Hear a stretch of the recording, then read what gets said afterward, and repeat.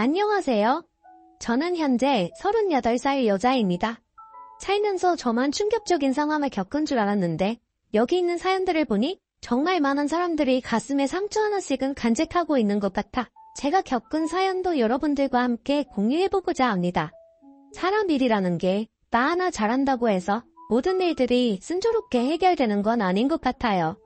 저도 정말 많이 노력했고 그 마음 알아주길 바랬는데 결국 등을 돌려야 하는 상황까지 발생이 되었네요. 후회는 없습니다. 뒤돌아 고개를 돌려봤자 달라지는 건 없을 거고 그렇다고 웃으면서 다시 반겨줄 일도 없을 것 같습니다. 사건의 시작은 남편과 제가 결혼을 하고 1년쯤 지났을 때부터 시작이 되었어요. 그전에는 크게 간섭하는 문제는 없었어요. 아무래도 이제 막 결혼했기 때문에 그런 것 같았습니다. 우리 집안이 어떤 집안인지 잘 알고 있지 3대 득자 집안이다. 내가 이 말을 하는 이유가 뭐겠니. 이제 결혼한 지 1년 정도 되었고 실시 준비해야 할 것 같아서 내가 너 이렇게 부른 거다. 나도 한 번에 딱 끝냈어. 너도 그럴 거라고 나는 믿고 있으마. 내가 널 선택한 이유가 뭔지 알아. 일단 골반도 있고 딱 봐도 아들 잘 나올 것 같아서 우리 아들이 결혼하겠다고 데려왔을 때 허락하게 된 거지. 나 때문에 떨어져 나간 여자가 한두 명이 아니야.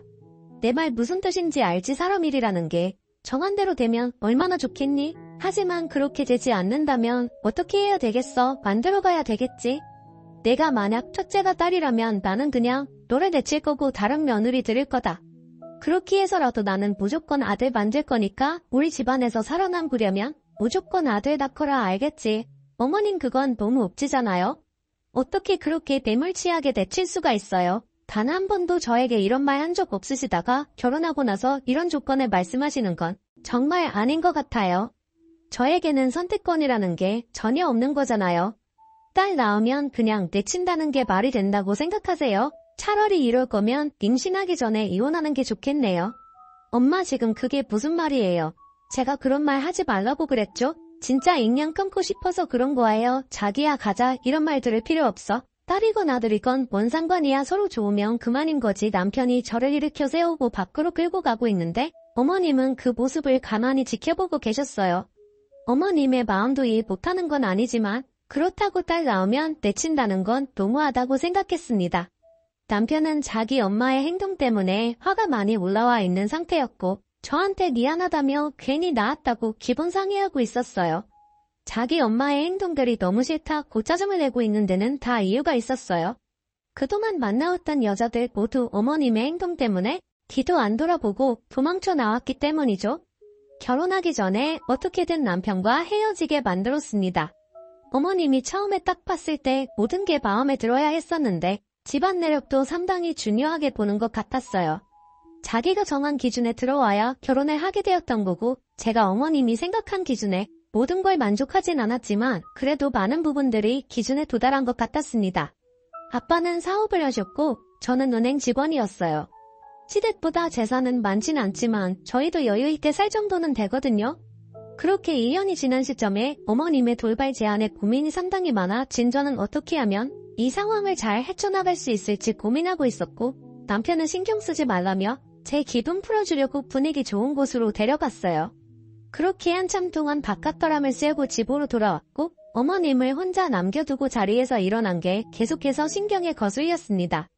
하지만 며칠 동안 어머님은 단 한 번도 전화나 연락을 주신 적이 없었어요. 제가 먼저 연락을 드려야 하는 게 맞는데 용기가 나지 않았습니다. 괜히 쓴소리 듣게 될까봐 꺼려지게 되더라고요. 남편은 매일 자기가 알아서 한다며 신경 쓰지 말라고 했지만 그게 잘 되나요? 서로 좋게 해야 오랜 기간 감정 상하지 않을 수 있잖아요. 그래서 저희보다 어른이시고 자리에서 먼저 일어나 가버린 건 아무래도 아닌 것 같아 기분 좀 풀어드릴 만한 선물이 있는지 백화점에서 물건을 보고 있는데 어딘가에서 어머님의 목소리가 들려왔고 주위를 돌아보던 도중 반대편에서 어머님을 발견하게 되면서 이참에 옷 하나 사드려야겠다 생각하며 가까이 다가가는데 지인분들과 서로 대화하는 내용을 듣는 순간 너무나 큰 충격에 두근거리는 가슴 부여잡고 백화점을 급하게 빠져나왔습니다. 정말 그런 일이 있었다고 그럴 때 며느리가 지혜롭게 대처했어야 지극을 또 따라가면 아들이랑 인연을 끊게 만들겠다는 행동으로 밖에 안 보이잖아. 나 같으면 머리치 잡고 흔들어 버렸을 거야. 어른이 일어나지도 않았는데 결혼한 지 1년밖에 안 된 며느리가 먼저 일어나 너 성격 많이 죽었다 옛날 같았으면 그런 모습에 엄청 난리쳤을 텐데 우리 아들이 사랑한다잖아 아들만 낳아준다면 그 정도 개념 없는 행동에 있어도 넘어갈 수 있지 딱 봐도 몸이 아들 낳을 몸이야 내가 촉이 좋잖아. 생긴 건 나보다 못하지만 그래도 봐줄만해. 엉덩이도 퐁퐁 마지막 한 게 아들 낳을 체형이더라고 그런데 만약 딸이라는 말 듣는 순간 그냥 바로 내칠 거야. 우리 집안대 끊기게 할 순 없잖아. 필요가 없는 존재는 바로 폐기 처분해야 하는 게 맞는 거야. 그래서 임신할 때까지 그냥 두고 보고 있게 그때 이후로 단 한 번도 전화 안 한 거 알아 모른 척하고 넘어가는 게 아니라 하나하나 감정을 쌓아놓고 있는 거야. 그래야 나중에 폭발시켰을 때 제대로 된 감정이 올라올 수 있지. 내 성격 다들 알지 딸만 낳아봐 가만두지 않을 테니까. 어머님의 말에 엄청난 소름이 돋았습니다. 제가 생각했던 거와 다르게 무서운 사람이라는 걸 알게 되었고 앞으로 살아가면서 무난한 결혼 생활을 꿈꾸기란 어려울 거라 생각했어요. 차를 타고 백화점에서 빠져나와 한쪽에 차를 세우고 빠르게 뛰는 심장을 진정시키려 노력했지만 어머님의 목소리와 차갑게 변해있는 얼굴은 저에게 엄청난 공포를 심어주었습니다. 제가 아무리 노력하고 잘한다고 한들 아들 낳지 못하면 아무 소용없다는 걸 알게 되었고 눈에 뻔히 보이는 결과에 결혼 생활을 어떻게 만들어 나가야 할지 앞이 막막했어요. 그때부터 제 머릿속에는 온통 이혼을 해야 하나 말아야 하나 걱정뿐이었고 두려움이 너무나도 커지게 되었습니다. 평소에도 눈치가 상당히 빨랐던 남편은 제 표정을 보자마자 눈치채고 무슨 말 못할 고민이 있냐? 너 괜찮으니? 자기한테 모두 털어놓으라고 얘기했지만 사랑하고 있는 사람에게 이혼 얘기를 꺼내기가 너무 힘이 들었어요. 결국 별일 아니라고 말은 했지만 제 감정이 쉽게 가라앉진 않았습니다. 그런데 다음날 어머님께 전화가 올려왔고 받아야 할지 말아야 할지 고민하다가 결국 받게 되었습니다. 그리고 수화기에서 들린 말은 아기 소식은 아직 없냐고 어떻게 지내고 있는지 궁금해서 전화했다며 최대한 빨리 임신 소식을 듣고 싶다는 말이었습니다. 어색한 웃음으로 계획하고 있으니 걱정 말라고 얘기하자 그 다음 용건은 없으셨는지 바로 전화를 끊으셨고 이런 고민들에 대해서 엄마에게 전부 털어놓게 되었어요. 제가 행복하게 결혼 생활했으면 하는 바람으로 떠나보내셨는데 엄마에게 이런 말들을 해야 한다는 게 너무 가슴이 아팠어요. 한평생 저를 위해 삶을 희생해 오신 분이셨는데 시댁 지방과의 문제로 행복해하지 않는 목소리가 걱정이 많이 되셨는지 주말에 한번 올라오겠다며 오래간만에 사위 얼굴도 보고 싶다고 시간을 계획하셨고 때마침 남편과 저는 아무런 약속도 없어서 주말에 약속을 잡게 되었습니다. 그런데 목요일 저녁 아빠에게 전화 한 통이었어요. 바쁘게 은행 일을 하고 있는 시간이었기 때문에 받지 못했고 그날따라 손님이 많아서 여유가 없었습니다. 몇 시간이 지나 화장실 갈 수 있는 시간이 생겨 잠시 화장실에 다녀오면서 핸드폰을 봤는데 전화는 아빠에게 수십 통이나 와 있었고 남편에게도 수십 통의 전화와 문자가 찍혀 있었습니다. 무슨 일이 벌어진 것 같아 불안한 마음에 핸드폰을 열어 확인하는 순간 저는 그 자리에서 털썩 주저앉고 말았어요.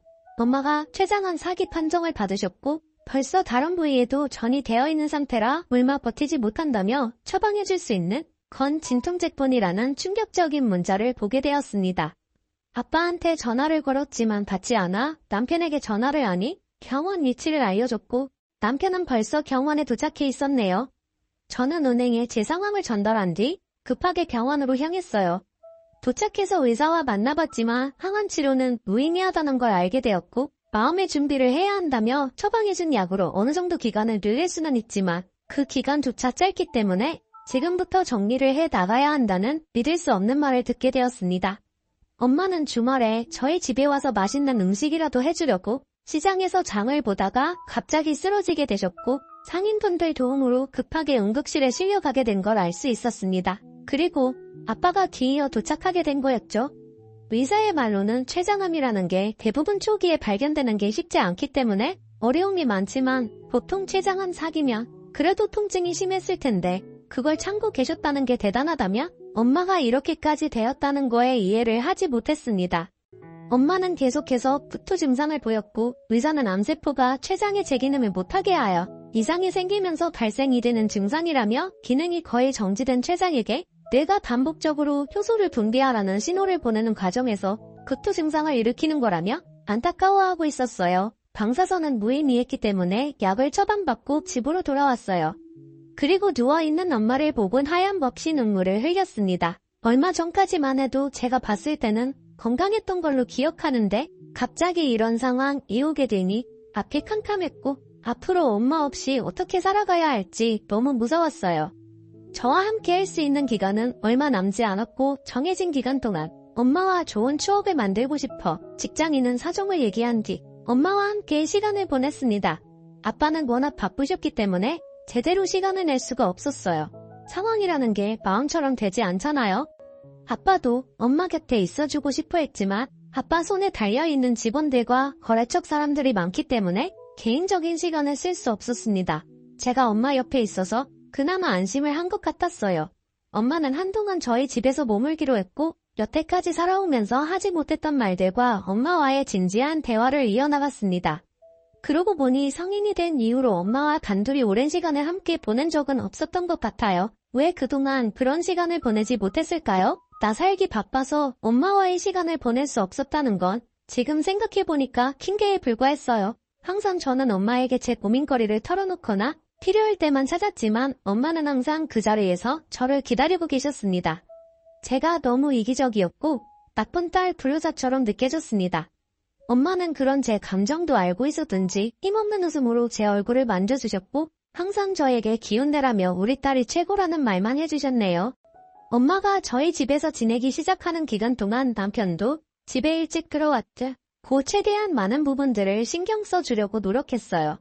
그런 모습들에 정말 고마웠고 앞으로도 남편과 평생을 행복하게 잘 살고 싶다는 생각이 들었습니다. 그렇게 다음날 제일 먼저 일찍 일어나 아침을 차렸고 셋이서 간단한 식사를 한 다음 바깥바람 좀 쐬고 싶다는 엄마의 말에 그릇을 정리하고 남편이 설거지를 해주는 동안 저는 외출 준비를 하고 있었어요.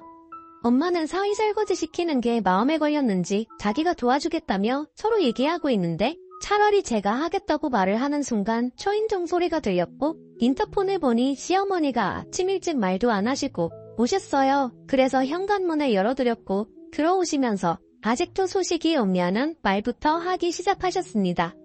그런데 걸어오시다가 남편의 모습을 보는 순간 갑자기 저희 엄마 얼굴에 따기를 올려 붙이셨고 너무 갑작스러운 돌발 상황에 아무런 대처도 할 수가 없었어요. 저는 비명을 지르며 어머님한테 뭐 하는 거냐고 소리를 질렀고 남편도 마찬가지로 소리를 지르며 화를 내고 있었습니다. 서 있을 힘조차 없어서 겨우 일어나 있는 엄마에게 시어머니가 따기를 붙인 건 다름 아닌 자기 아들 설거지 시켰다는 이유였네요. 우리 아들 내가 여태까지 키우면서 단 한 번도 설거지 시켜본 적 없었는데 감히 우리 아들한테 고무장갑을 끼게 만들어 자기 아들 아니라고 막대하는 거야. 뭐야 어디서 3대 독자 양반 집안 아들에게 고무장갑을 끼워. 너희들 제정신이야 보자 하니까 새하다 너 아주 막 나가는구나. 남자들은 주방에 발도 들이면 안 되는 거 몰라 오냐오냐 해줬더니만 우리 아들을 그동안 부려먹고 있었던 거지? 세상 떠날 날이 얼마나 남았다. 고 사이 설거지까지 시키는 거예요. 생각이 없는 거 맞죠? 지금 제정신으로 시킨 거 아니죠? 이제 막 정신도 오락가락하세요. 지금 이상한 며느리가 당연히 해야 할 문제인데 우리 아들에게 시켰으니 자식 잘못 키운 부모가 맞아야 하는 게 당연한 거예요. 듣자 하니까 우리 엄마가 자식을 잘못 키웠다고 지금 그게 할 말이에요. 그럼 어머님은 얼마나 잘나셨길래 사람을 함부로 대할 수 있어요. 우리 엄마 몸 상태가 어떤지 뻔히 알고 계시면서 감히 손을 날려요. 저도 더 이상 참을 수가 없겠네요. 어머님도 어디 한번 당해보세요. 오늘 어머님과의 인연은 여기서 끝낼 거니 그런 줄 알아요. 저는 어머님한테 달려들었고 엄마는 하지 말라며 저를 붙잡고 말리고 있었습니다. 저도 눈이 돌아버린 상태라 아무것도 보이지 않았어요. 그런데 엄마가 갑작스럽게 너무 큰 충격을 받았는지 쓰러지게 되셨고 남편이 엄마를 급하게 차에 태우고 응급실로 향했습니다. 점점 더 상황은 좋지 않았어요. 결국 엄마는 병원에서 누워 계셔야만 할 정도로 상태는 더욱 더 나빠졌습니다. 엄마가 갑자기 쓰러졌는데도 병원에는 찾아오지도 않으시는 시어머니의 행동에 너무 화가 났고 전화를 걸어보니 집으로 도망친 상태였습니다. 절대로 용서할 수 없는 행동에 고소한다며 난리를 치기 시작하다. 엄마는 제 목소리에 눈을 뜨셨고 저를 진정시키려고 몸을 일으키려는 모습을 보이셨어요. 엄마가 우선이었기 때문에 나중에 다시 통화하자며 끊게 되었고 흥분된 감정을 가라앉으려 노력하고 있었습니다. 저는 아빠한테 전화해서 일도 중요하지만 엄마가 위태로운 것 같으니 당분간 일을 쉬고 엄마 옆에 있어주라며 부탁을 했어요. 아빠도 엄마의 상태가 더 나빠졌다는 말에 당장 서울로 올라오겠다며 전화를 끊었고 남편은 누군가와 통화를 하고 있었습니다. 알고 보니 어머님과 싸우는 소리 같았어요. 그런데 갑자기 저한테 전화를 바꿔보라고 하셨는지 저에게 다가와 전화를 바꿔주었고 시어머니는 저에게 단도직입적으로 물어보기 시작했습니다. 너 임신이 안 된다며 몇 번 시도했는데도 아직도 소식이 없는 거야. 너 설마 불임은 아니지 산부인과에서 검사해봤니? 네, 갑자기 그게 무슨 말이에요? 저 불임 아니에요. 그리고 지금 이 상황에 임신 계획을 할 수 없잖아요. 저희 엄마가 하루하루 위태로운 상태인데 어떻게 그런 말을 할 수가 있어요. 뭐든지 순서가 있다고요? 그리고 몇 번 시도했어도 임신이 쉽게 되는 것도 아닌데 너무 붙이지 마세요. 때 되면 알아서 아기 낳겠죠? 더 이상 이런 문제로 전화하지 마세요. 남편과 제가 알아서 계획하고 준비할 거고 아들을 낳건 딸을 낳건 어머님 얼굴 볼 생각 전혀 없어요. 다시 한번 말하지만 저희 가족에게 한 번만 더 간섭하신다면 그땐 정말 가만두지 않겠습니다. 남편은 저에게 미안하다며 고개를 떨구고 있었고 그런 모습을 보고 있으니 남편 입장에서도 정말 힘들 것 같아 한숨만 나오고 있었어요. 아빠는 늦은 저녁 병원에 도착하셔서 저와 남편은 집으로 돌아갔고 널 부러진 집 정리한 후 그동안 쌓였던 피로 때문인지 너무 피곤해서 저도 모르게 잠시 누워있으려고 함께 몇 시간을 잠 건지 눈을 떴을 때 늦은 새벽이 되어 있었습니다. 그래도 자고 일어나니 정신적으로 맑아졌고 마음도 어느 정도 진정이 된 상태였어요. 그런데 남편이 옆에 엎드려 불러봤지만 아무런 대답도 없어 거실로 나왔는데 베란다에서 누군가와 통화를 하고 있었고 꽤 심각한 얼굴 표정을 하고 있었습니다. 무슨 대화를 하고 있는 건지 잘 들리지 않아 새벽에 통화하는 게 수상해 보여 커튼 뒤로 조심히 숨었고 듣게 된 내용은 정말 충격적이었고 온몸이 부들부들 떨리기 시작했습니다. 엄마 왜 이렇게 상황을 어렵게 만들어요? 제발 시간을 좀 주고 기다려보자고요. 저도 노력하고 있는데 잘 안 되는 걸 어떡해요? 임신이 쉬운 건 아니잖아요. 산부인과에서도 건강하다고 했어요. 틈나는 대로 시도는 해볼게요. 아들이 아니면 그때 이혼하면 되죠. 제가 언제 엄마 말 안 들은 적 있어요. 저도 내 끊기는 거 싫은 걸 잘 알잖아요. 이혼 안 하겠다고 해도 소송 걸고 위자료 좀 지어주면 되니까 걱정하지 말라고요. 우리가 돈도 없는 것도 아니고 돈이면 다 되는 거 몰라요. 이번엔 호텔에서 바로 만나라고요. 에이 그럼 일단 만나자고 해봐요. 얼굴 한번 보게요. 내일 모레 시간 괜찮아요. 야근이라고 하면 되죠. 어차피 지금 정신없어서 의심조차 못해요. 걔가 만약에 아들 임신하게 되면 그때 이혼해도 늦지 않으니까 그때 결정하자고요. 제발 믿을 수 없었습니다. 남편의 대화 내용이 저에게 엄청난 충격을 줄 거라고는 정말 생각도 하지 못했어요. 그런데 남편은 이중적인 얼굴로 다른 상황을 계획하고 있었고 제가 만약 딸을 낳게 되면 이혼까지 하게 될 거라는 걸 어머님과 벌써 말이 오고 간 상태였습니다. 남편도 처음부터 저에게 접근한 이유를 알 수 있었고 제가 딸을 낳게 되면 무참히 버려질 거라는 걸 알게 된 순간 절대 용서할 수 없었어요. 이 모든 게 연기였다는 게 정신적으로 너무 힘들었네요. 저는 조심스럽게 안방으로 들어와 자는 척을 했고 뒤이어 들어온 남편은 저를 껴안으려고 준비하고 있었습니다. 임신 계획을 하려고 하는 것 같아 세차게 몸을 돌려 완강히 거부를 했고 그런 모습에 기분이 상했는지 뭐라고 궁시렁거리며 밖으로 나갔고 저는 함께 있는 것조차 끔찍하고 싫어서 병원으로 가려고 거실로 나오니 화들짝 놀라며 제 눈치를 살피고 있었어요. 저는 아무 말도 하지 않고 현관을 나서 병원으로 향했고 경실문을 열었을 때 아빠는 엄마 옆에서 누워 잠이 들어 있었습니다. 저는 조심스럽게 엄마 옆으로 와서 이런 문제들에 대해 고민을 나누고 싶었지만 곧 있으면 세상 떠나시는 엄마한테 걱정 끼쳐드리고 싶지 않아 눈물만 훔치고 있었어요. 그런데 갑자기 엄마가 숨을 헐떡이기 시작했고 경련을 일으키는 모습에 당황해서 급하게 간호사를 부르자 방지기사가 엄마에게 심폐소생술을 진행하고 있었습니다. 너무 갑작스럽게 문제가 생기는 바람에 너무 무서웠고 저희는 뒤에서 그 모습을 바라보고 있었어요. 그런데 심폐소생술을 하면서 침대가 흔들리기 시작하자 무언가 떨어졌고 다가가 주워보니 엄마가 간직하고 있었던 것 같은 수첩이었습니다.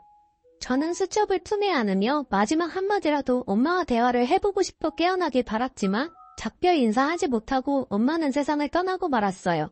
엄마를 품에 껴안고 제발 떠나지 말아달라고 애원했지만 엄마는 눈을 감은 채 아무 말도 하지 않았습니다. 그렇게 장례가 진행이 되었고 엄마의 영정 사진을 보며 새벽에도 자리를 지키고 있었습니다.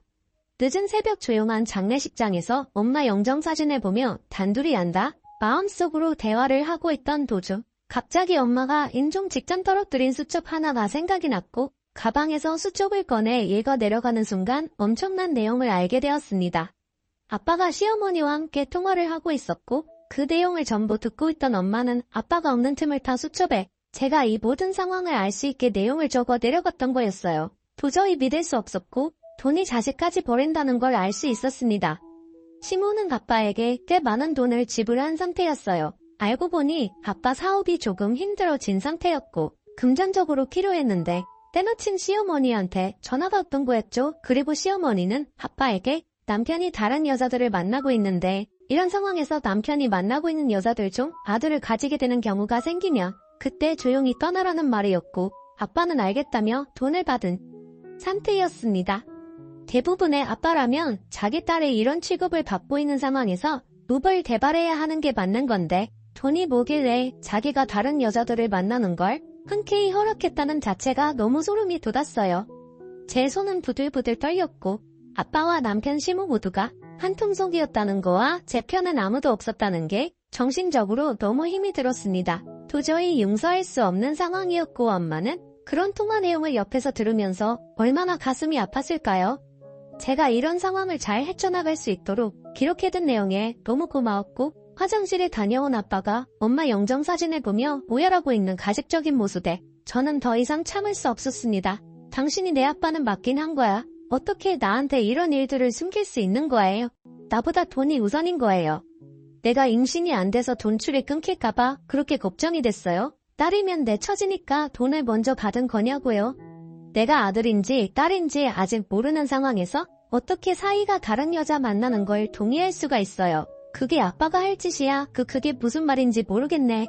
아빠는 절대 그런 말 한 적 없는데 너가 무슨 착각을 하고 있는 것 같다. 어떻게 엄마가 쳐다보고 있는데 표정 하나 안 바뀌고 지금 거짓말을 할 수가 있는 거야. 영정사진에 있는 엄마 안 보여요. 이거 봐봐. 어머님이랑 통화할 때 엄마가 전부 기록해둔 내용이야. 수첩에 전부 적어놨다고요. 그렇잖아도 남편도 똑같은 말을 하고 있었지. 아주 셋 다 짜고 치며 임신 안 된다고 다른 방법을 생각하고 있었다니 정말 소름 끼치네요.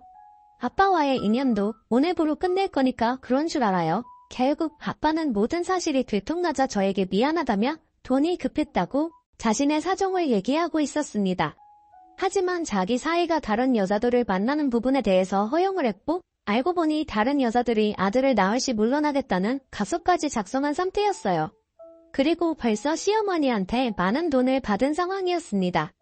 아침이 밝고 남편은 시어머니와 함께 장례식장을 찾았고 저는 남편의 얼굴에 따귀를 올려붙이고 이혼하자며 시어머니와 함께 대화했던 내용을 전부 말했습니다. 남편은 아무 말도 하지 않았고 시어머니는 그럴 수도 있는 거라며 시키는 대로 빨리빨리 하지 않은 제 잘못이라고 저를 탓하고 있었어요. 저는 시어머니와 남편을 상대로 이혼 소송을 제기했고 남편과 시어머니는 더 웃긴 게 별 문제 없다는 듯 이혼을 해주었습니다. 저 말고도 다른 여자 많다며 그제서야 남편은 본색을 드러내었고 결국 모든 상황은 끝이 나고 말았어요. 아빠는 저에게 씻지 못할 아픔을 남겨둔 점에 대해 죄책감에 시달리기 시작했고 자꾸 엄마가 자기 옆에 나타난다며 괴로워하고 있었습니다. 매일같이 술에 의지한 채 살아갔었고 결국 술의 인생이 마무리되는 결과까지 가지고 오게 되었네요. 하늘에 있는 엄마가 모두를 용서할 수 없었는지 남편은 저와 이혼을 하고 다른 가족들과 상견례를 하려고 가는 도중 속도를 줄이지 않고 신호위반하던 덤프트럭과 부딪히게 되면서 남편과 시어머니 둘 다 중태에 빠진 사실을 뒤늦게 알게 되었어요. 잊을 수 없는 상황들이 발생이 되었지만 자신들의 잘못된 행동에 대해 벌을 받은 것 같네요.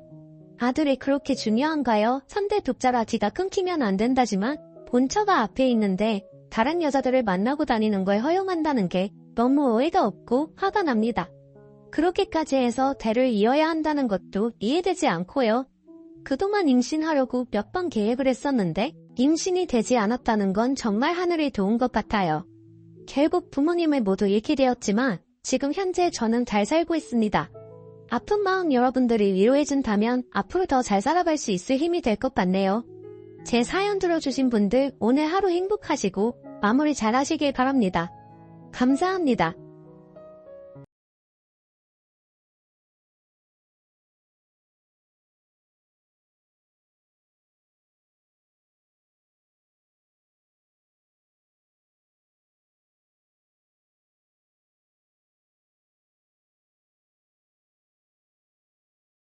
고 다니는 아가씨였거든요. 절대 겉모습으로만 사람을 판단해선 안 되는 거 알아요. 하지만 누가 봐도 그래 보였어요. 여하튼 남편의 시아버지 재산을 노리는 거라고 반대를 많이 했어요. 그런데 결혼 전 형님이 임신해버려서 남편의 반대는 아무런 장애물이 아닌 게 되었죠. 그리고 떡하니 아버님이 바라시는 아들까지 낳았으니 남편은 말은 하지 않지만 고민이 많아진 것 같더라고요. 시아버지는 손주 보려고 농사일도 제쳐두시고 아주버님 집에서 거의 사셨어요. 일평생 바라는 걸 뒤늦게나마 이루시는 아버님은 아주버님 아파트도 한 채 사주셨죠. 사람 일이 어떻게 될지도 모르니까 명이라도 아주버님 앞으로 하시라고 했지만 어차피 결혼하고 애도 낳았는데 일은 무슨 일이냐고 형님 앞으로 해주셨죠. 어차피 손자 낳아서 선물로 주는 건데 기분 좋게 줘야지 하시며 그러셨죠. 그런데 그것도 모자라서서 가지고 계시던 땅도 다 주시려고 하시는 거예요. 하지만 저희 남편이 강력하게 반대해서 땅을 주시지는 못하셨습니다. 그런데 일주일 전에 시아버지는 소유하신 모든 땅을 저희 남편 명의로 해주셨어요. 그러니까 사건의 발단은 한 달 전에 일어났네요. 아주버님이 술에 취하셔서 남편에게 전화를 했고 밤늦게 남편이 아주버님을 만나러 나갔어요. 새벽이 돼서야 들어왔어요. 남편은 화가 많이 나 있었어요. 저는 도대체 무슨 일 때문이냐고 물었죠.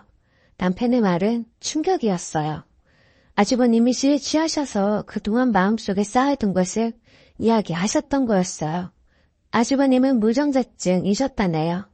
몇 년 전 병원에 갔는데 알게 되었다고 그러셨대요. 그런데 그 사실을 가족들이 알면 충격받으실까봐 비밀로 하셨던 거죠. 특히 아버님의 기대를 알고 있기에 더더욱 말을 못했던 거였어요. 그래서 남편이 그럼 애는 누구 애냐고 물으니 무정자증이어도 아이가 태어나는 경우도 있다더라. 무조건 안 생기는 거는 아니라고 했대요. 그래서 혹시나 싶어 검사를 해보고 싶은데 신장 확인 검사했는데 내 자식 아니라고 나올까봐 겁난다고 울면서 이야기하셨다네요. 남편은 그런 아주버님이 너무 안쓰러워서 다른 말은 안 하고 그냥 하시는 말을 들어주다 왔다더군요. 이 노릇을 어떻게 하면 좋겠냐고 하더군요. 당연히 친자검사를 해야 한다고 했죠. 모르면 몰라도 알게 되었는데 가만히 있을 수는 없잖아요. 남편도 그래야 하겠지 하더군요. 남편은 잠깐 눈을 붙인 다음 아주버님 집으로 갔어요. 아주버님을 만나 친자검사 하자고 설득을 했죠. 결국 검사를 하게 되었고 일주일 후에 결과가 나왔어요. 역시 친자가 아니라고 나왔어요. 남편이 이 사실을 아버님께 이야기하려고 했지만 조만간 아주버님이 직접 하신다고 해서 알았다고 했다네요. 그런데 검사 결과가 나온 지 이틀이 지났나요? 아주버님은 남편에게 전화해서 검사 결과를 아버님께 이야기하지 말라고 하더군요. 하지만 그런 사실을 어떻게 부모한테 속이냐고 결국 아버님께 가서 모든 것을 이야기를 했어요. 아버님은 충격을 받으셨고 아주버님을 불렀죠. 아주버님을 보시자마자 당장에 이혼하라고 하셨어요. 하지만 아주버님이 이미 결혼했고 호적을 자식으로 올렸으니 제 자식이다 라고 이야기했다더군요. 그래서 그냥 친자식으로 생각하고 키울 거라고 하셨대요. 아버님은 그 자리에서 알아 누우셨어요. 하지만 아주버님은 떼서 굽히지 않으셨고 아버님은 화가 나실 대로 나셔서 그 길로 아주버님이랑 연을 끊으신다고 하셨어요. 그리고 땅을 남편 앞으로 싹 돌려놓으셨죠. 아버님이 이제는 앞으로 아들은 저희 남편 하나라고 생각하고 사시겠다고 아주버님께 다신 보지 말자고 하셨어요. 그런데 더 큰일이 일어났어요. 가족들이 모든 사실을 알게 된 것을 안 형님이란 여자가 자기 아들을 친아빠도 아닌 아주버님에게 맡긴 채 집을 나갔어요. 그러니까 자기 자식을 버린 거죠. 완전히 무책임한 여자였어요. 거기다 자기 명의로 된 아파트를 팔아서 돈만 들고 사라졌어요. 시아버지께서 기분 좋아지라고 명의를 앞으로 해준 게 화근이었죠. 상황이 이렇게까지 되었는데 아주버님은 그래도 부자 예언을 끊을 수 없다며 갓난아기를 혼자 키운다고 합니다. 속이고 결혼한 것도 모자라서 모든 진실이 다 까발려져서 사태가 이 지경이 되어 같이 살기 싫으면 적어도 자기 자식은 데리고 가야 하는 거 아닌가요? 왜 피도 안 섞이고 아무런 상관도 없는 아주버님이 그 아이를 책임져야 하나요? 완전히 아주버님은 이용당한 거였어요. 처음부터 돈을 노리고 아주버님하고 결혼한 것 같더군요. 세상에 이런 나쁜 여자는 처음 보네요. 남편이 그 여자를 찾으려고 이리저리 수소문해보았지만 못 찾았어요. 더 기가 막힌 거는 그 여자는 결혼 후에도 아기의 진짜 아빠와 계속 만나고 있었고 둘이서 아파트를 판 돈을 들고 도망갔다는 사실을 알게 되었죠. 아주버님에게 사실을 이야기하고 그 여자 아이 키우겠다는 마음을 접으라고 했죠. 하지만 아주버님은 아이를 키운다는 결심을 꺾지 않으시더군요. 주위에서 아무리 이야기를 해도 설득이 안 되네요. 저희 아주버님을 어떻게 해야 좋을지 모르겠습니다. 오늘 사연 어떠셨나요? 여러분의 소중한 의견 댓글 참여 부탁드려요. 구독 잊지 마시고 알림 설정 해두시면 다음 영상을 빠르게 보실 수 있습니다. 오늘의 사연 시작합니다. 안녕하세요. 결혼 2달 차 새댁입니다. 시국이 시국인지라 결혼식이 미뤄져서 원래 예정되어 있던 날짜에 혼인신고만 하고 신혼집으로 들어와 살고 있어요. 제목처럼 어머님이 저희 신혼집에서 환갑잔치 하자시네요. 남편의 외삼촌 내외와 사촌 동생 이모들 그리고 시누이와 시누이의 약혼남까지도 온다 합니다. 그런데 어머님이 저한테 직접 의견을 물어본 것도 아니고 남편에게 전화로 통보를 했습니다. 저희 결혼할 때 큰 가구라 꼭 필요한 가전제품만 구매했어요. 신혼집이 아직 많이 횡해요. 식기랑 자잘한 용품들은 살면서 채워갈 생각이었어요. 이런 집에 시부모님은 모셔도 싫은데 대가족 단위로 환갑잔치라뇨. 남편한테 무조건 싫다고 했습니다. 그랬더니 남편이 제 탓이라네요. 결혼 전에 남편 외갓댁에 인사드리러 간 적이 있었어요. 그때 외삼촌 내외가 언제 어디로 이사하냐고 물어보시길래 이사 계획 말씀드리고 이사 다 하면 언제 한번 초대할게요 라고 제가 대답했습니다. 남편 말 네가 그때 초대한다 하지 않았냐? 예, 했죠. 했는데 그건 집들이 주최하는 집주인 마음이죠. 하지만 어머님 환갑잔치는 어머님이 멋대로 날짜 정하고 초대도 마음대로 하지 않았냐. 나는 아직 준비가 안 돼서 안 된다 하며 어머니께도 내가 전화해서 그렇게는 못하겠다고 말씀드릴 거다라고 하니 남편이 그럼 자기가 너무 서운할 거라네요. 남편이랑 이 일로 계속 대화하다 끝끝내 제가 화를 냈습니다. 아 하고 소리를 질렀어요. 그러니까 남편이 벙쪄서는 이상한 여자 쳐다보듯이 저를 바라보더라고요. 연애하면서부터 지금까지 단 한 번도 남편에게 이렇게 화낸 적이 없었어요. 역시 남자들은 결혼하면 효자가 된다더니 이놈도 다를 것 하나 없는 놈이었네요. 싸울 당시 저랑 남편은 같이 볼일 보러 나갔다 귀가하는 길이었는데 저는 남편한테 당장 차를 세우라 하고 내렸습니다. 남편에게 먼저 집에 가라고 한 뒤에 저는 친동생네 집으로 갔어요. 그리고 친동생네에서 한참 엉엉 울다가 정신을 차리고 시어머니에게 전화를 했습니다. 어머님이 평상시 저에게 잘 대해주셨기에 최대한 무례하지 않게 말씀드렸어요.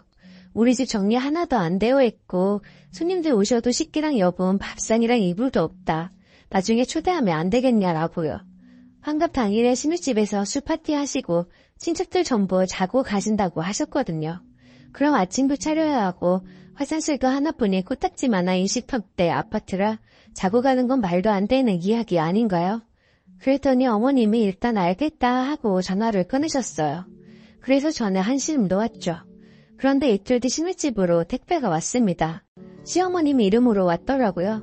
뜯어보니 꽃무늬 플라스틱 식기 세트였습니다. 기세 식당에서는 쓸 법한 그런 거였어요. 겁나 많았어요. 11세트 정도? 깨알같이 수저 세트도 같이 들어있더라고요. 그리고 꽃무늬 친구 세트도 한 세트 왔네요. 불길한 예감에 당장 시어머니에게 전화하니 그거 싸구려 아니야. 너희 집에 둘이 쓸 것밖에 없다 해서 보냈어. 그리고 큰 밥상은 없어도 돼. 바닥에 신문지 깔고서 먹자. 너희는 장소만 제공하는 거야. 부담 가지지 마 라고 하십니다. 하시는 말씀들이 너무 어이가 없어서 일단 전화를 끊었습니다. 그리고 남편에게 고래고래 화를 냈더니 남편이 다시 어머니에게 전화를 걸어 나중에 하면 안 되겠냐고 했지만 씨알도 안 먹혔어요. 어떡해요 저. 시간을 2달 전으로 돌릴 수만 있다면 뭐든 하겠어요. 제가 어떻게 대처하는 게 현명한 걸까요? 참고로 결혼할 때 양가에서 지원받은 거 하나도 없습니다. 각 집안에서 결혼 선물로 전자제품 하나씩 받은 게 전부입니다. 아참 빼먹은 게 있는데요. 환갑 당일에 남편은 출근하고 없습니다. 남편 직업 특성상 로테이션 근무이고 그날은 하필이면 주말 출근 나이트 근무입니다. 그리고 남편 직장은 요즘 최고조로 바쁘시기라 연차 월자 못 뺍니다. 안녕하세요. 후기는 작성할 생각이 없었는데 요청이 많아 작게나마 써보려 해요. 결론부터 말씀드리면 집들이 겸 환갑잔치를 했습니다. 사이다 후기가 아니라 면목 없네요. 댓글을 보고 친정으로 피신해 있을까도 생각해서 친정엄마한테 전화했는데 저희 엄마도 어쩔 수 없는 옛날 사람인가 봐요. 언젠가 한 번은 거쳐야 하는 일이라며 눈 딱 감고 하랬어요. 결국 몇 날 며칠 생각에 생각을 거듭하다 큰맘 먹고 하게 됐습니다. 저와 남편이 없는 집에 손님들 알아서 놀다 가라 하기엔 너무 찝찝했고 무작정 잠시 타기에도 뒷일이 걱정됐어요. 저는 제가 생각했던 것보다 훨씬 겁쟁이였나 봐요. 당일에 그냥 삼겹살만 몇 덩이 사다 놓고 다른 장은 하나도 안 받은 채 손님들을 맞이했어요. 물론 상도 안 차려두고요. 어머님이 장을 다 봐오시긴 했어요. 그리고 환급상도 어머님과 외숙모분이 거의 다 차리셨어요. 저는 요리 일도 모르는 요리 무식장인 척하며 주방 도구가 어디 있는지 알려드리고 구경만 했죠. 정말 바닥에 신문지 깔아드리고 어머님이 보내주신 꽃무늬 그릇들을 꺼내 해결했습니다. 저녁 식사 뒤처리는 다행히도 집에 식세기가 있어 쉽게 했어요. 저녁 식사가 밤늦게 끝난 후에도 손님들 모두 잘 생각을 하지 않으셔서 저는 그냥 먼저 자러 들어가겠다고 하고 방으로 쏙 들어와 쉬었습니다. 아침 식사는 제가 그래도 남편 낳아준 어른인데 미역국 정도는 끓여드리자 싶어 미역국 끓이고 나머지 반찬들은 퇴근하고 온 남편한테 만들라고 해서 대충 먹었어요. 아침 식사 뒤처리도 대부분 남편이 했습니다. 아무튼 저희 집에서 그렇게 한바탕 하시고는 인근에 식당 빌려 잔치 한 번 더 하고 가셨어요. 어머니께는 내려가실 때 확실히 말씀드렸어요. 이제 저랑 의논하지 않고 마음대로 쉬는 집을 약속 장소로 잡지 마시라고. 만약 또 이런 일이 있다면 저는 이혼도 마다하지 않으려 해요. 이번 한 번으로 충분하니까요. 다들 조언 주셔서 너무너무 감사합니다. 비록 고구마 후기이지만 현실과 감정에 타협한 내적 싸움의 결과랍니다. 아, 그리고 또 웃긴 에피소드가 하나 있어 덧붙일게요. 제가 집들이 선물로 뭘 받은 줄 아세요? 제가 전밥 몇 개와 참치 통조림 몇 개입니다. 게다가 선물 세트로 나온 통조림 아니고 마트 비닐봉지에 담긴 통조림 낱 개예요. 환급상 아무것도 준비하지 않길 천만 다행이었어요. 이번 일로 계산적인 걸 떠나서 시댁과 시위가에 정이 뚝 떨어지게 되었네요. 안녕하세요. 저는 3남매 중 중간이고 저만 여자고 오빠와 남동생이 있어요. 우선 저희 3남매 모두 40대 이상이고 막내 동생이 결혼한다고 여자를 데려왔던 시점에도 오빠와 전 결혼한 상태였습니다.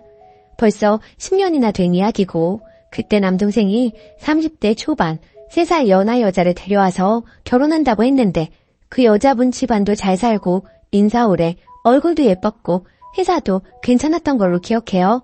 반면 저희 남동생은 중소기업 다니고 키 빼면 얼굴도 별로고 단지 결혼할 때 준다는 강남 변두리 아파트 하나 빼면 진짜 조건이 비로했다는 게 객관적인 사실이었어요.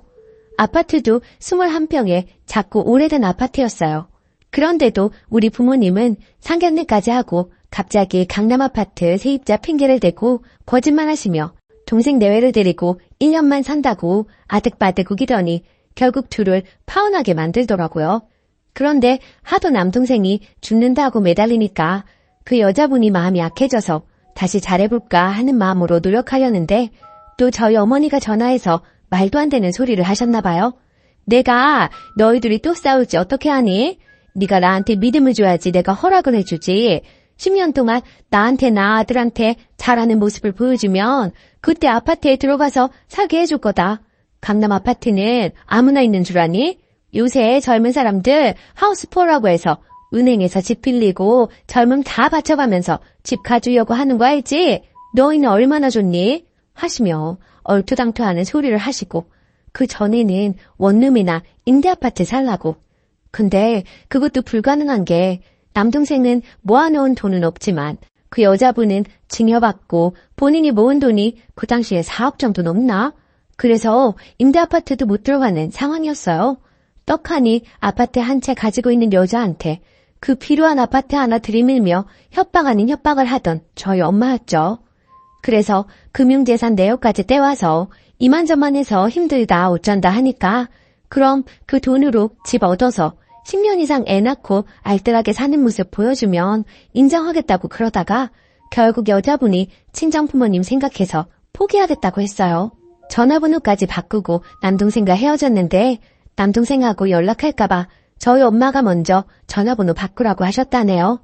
그 뒤로 당연히 남동생은 폐인돼서 그나마 다니던 중소기업도 때려치우고 술 마시고 빚 만지고 엉망진창으로 살기에 10년간 집에서 그 빚만 갚아준 게 거의 1억입니다. 그나마 그때 다니던 회사 계속 다녔으면 지금쯤 300 이상 벌고 있었을 텐데 아직도 200 조금 넘게 받아서 매일 술 먹고 빚지며 하루하루 희망 없이 살고 있습니다. 반면 그 여자분은 시집가서 아기 낳고 매우 잘 살고 있다고 하더라고요. 당연히 그럴 만한 게 10년 전에도 결혼할 때 4억이나 해오려는 여자였는데 그때 당시 강남 변두리 아파트 가격 4억 조금 넘었거든요. 시집갈 때 엄청나게 잘해가서 몇백 억대 집안으로 갔는데도 엄청나게 시댁에서 예뻐하고 잘 산다고 남동생이 건너 들었다 하더군요. 결국 남동생만 아직 결혼도 못하고 애도 없고 돈도 못 모으고 직장도 변변치 않은데도 우리 부모님은 아파트값 올랐다고 정신 승리하는데 제가 기가 막혀서 한마디 했어요. 걔는 시집갈 때 10억도 넘게 해갔다는데 그리고 시집간 집안은 몇백 억대 집안이고 걔네 친정이 우리 집보다 잘 사는데 아파트값 모르는 게 대수겠어? 남동생이랑 그때 결혼이나 잘 시키지 라고 했다가 집안 재산 호시탐탐 노리는 큰오빠랑 부모님께 뒤지게 욕먹고 손절 당할 뻔했네요. 아니, 제 말 틀린 거 있나요? 부모님도 답답하지만 집에서 뜯어갈 만큼 뜯어가 놓고도 호시탐탐 노리면서 말도 안 되는 얘기도 다 지당하신 말씀이라고 편드는 큰오빠도 이해 불가고 나한테는 동생이지만 부모님 본인에게는 아들인데도 진짜 그렇게 생각하시는지 너무 답답해요. 추가. 저희 부모님 거주 중 서울 3층 단독주택 거주층 빼고 월세 받음, 시골 땅세 받음, 연금으로 사실만 합니다. 저랑 오빠는 지원 많이 받아서 남동생 목으로 작은 아파트 해놓은 것이라고 자주 이야기했으나 결정적으로 결혼한다고 하니 파투 낸 거고요. 그리고는 그 후로 현재까지 아파트 가격 조금씩 오를 때마다 팔고 현금 넣어두고 쓰시라고 큰오빠가 부모님 꼬시는 중입니다. 저는 그러면 부모님 세금 부담 늘고 진짜 막내가 장가가든 못 가든 집 한 채는 온전히 해줘야 하는 거 아니냐고 반대했어요. 솔직히 우리 집안 장남 우쭈쭈 하는 집안 맞고 그 장남이 좀 양심 없는 것도 맞습니다. 큰오빠 결혼할 때 서울 아파트 30평대 사주셨어요. 조카 낳고 이사 갈 때 몇천에서 1억가량 여러 번 지원해 주셨고요. 심지어 큰오빠 처가에 집 없다고 인천에 빌라를 사주었는데 지원 당시 8천만 원이었습니다. 저 시집갈 때 2억가량 혼수, 집값 보태라고 지원해 주었고요. 아무튼 남동생이 좀 안쓰러워요. 얼른 정신 차리고 남동생도 제대로 살고 결혼도 하고 그랬으면 좋겠는데 희박해 보이네요. 누나로서 안타까운 마음이 들다가 문득 생각나서 글 적어봅니다. 댓글. 이 집은 부부가 원수로 만난 게 아니라 부모와 자식이 원수로 만났네요. 근데 웃긴 건 둘째, 셋째가 부모와 인연을 끊어도 첫째가 부모에게 원수 갚아줄 것 같아요. 요리조리 돈 다 빼먹고 나면 먹튀할 것 같아 보이는데요. 댓글 2. 장남은 장남이라고 대접받고 님은 하나뿐인 딸이니까 그래도 챙김 받은 것 같고요. 막내 아들이 안 아픈 손가락인가 보네요. 아들, 딸 낳고 나니 안 아쉬운 아들이요. 부모님 혼내지 마시고 님이 측은지심으로 설득해 보셔요. 우리 응능이 불쌍하지 않느냐 이런 식으로요. 오히려 그런 게 부모님께 먹힐 수도 있어요. 님도 오빠한테 재산 뜯긴 부모님 떠맡지 않게 조심하시고요. 두 번째 사연. 좋은 시어머니인 줄 알았는데 간섭이 너무 심하네요. 안녕하세요. 염치 없지만 얼굴도 모르는 분들께 고견 바라며 글 써보겠습니다. 저는 비혼에 가깝게 살다 결혼한 지 2년 반이 되었습니다. 그 사이에 아가도 한 명 낳았고 현재 생후 50일 넘어갑니다. 시가 구성원은 시아버지, 시어머니, 그리고 남편 아래로 9살 차이 나는 시누이가 있어요. 성격은 시아버지, 시누이는 좋게 말해 무던한 스타일입니다. 무관심이 더 맞을 수도 있겠네요. 물에 술 탄 듯, 술에 물 탄 듯.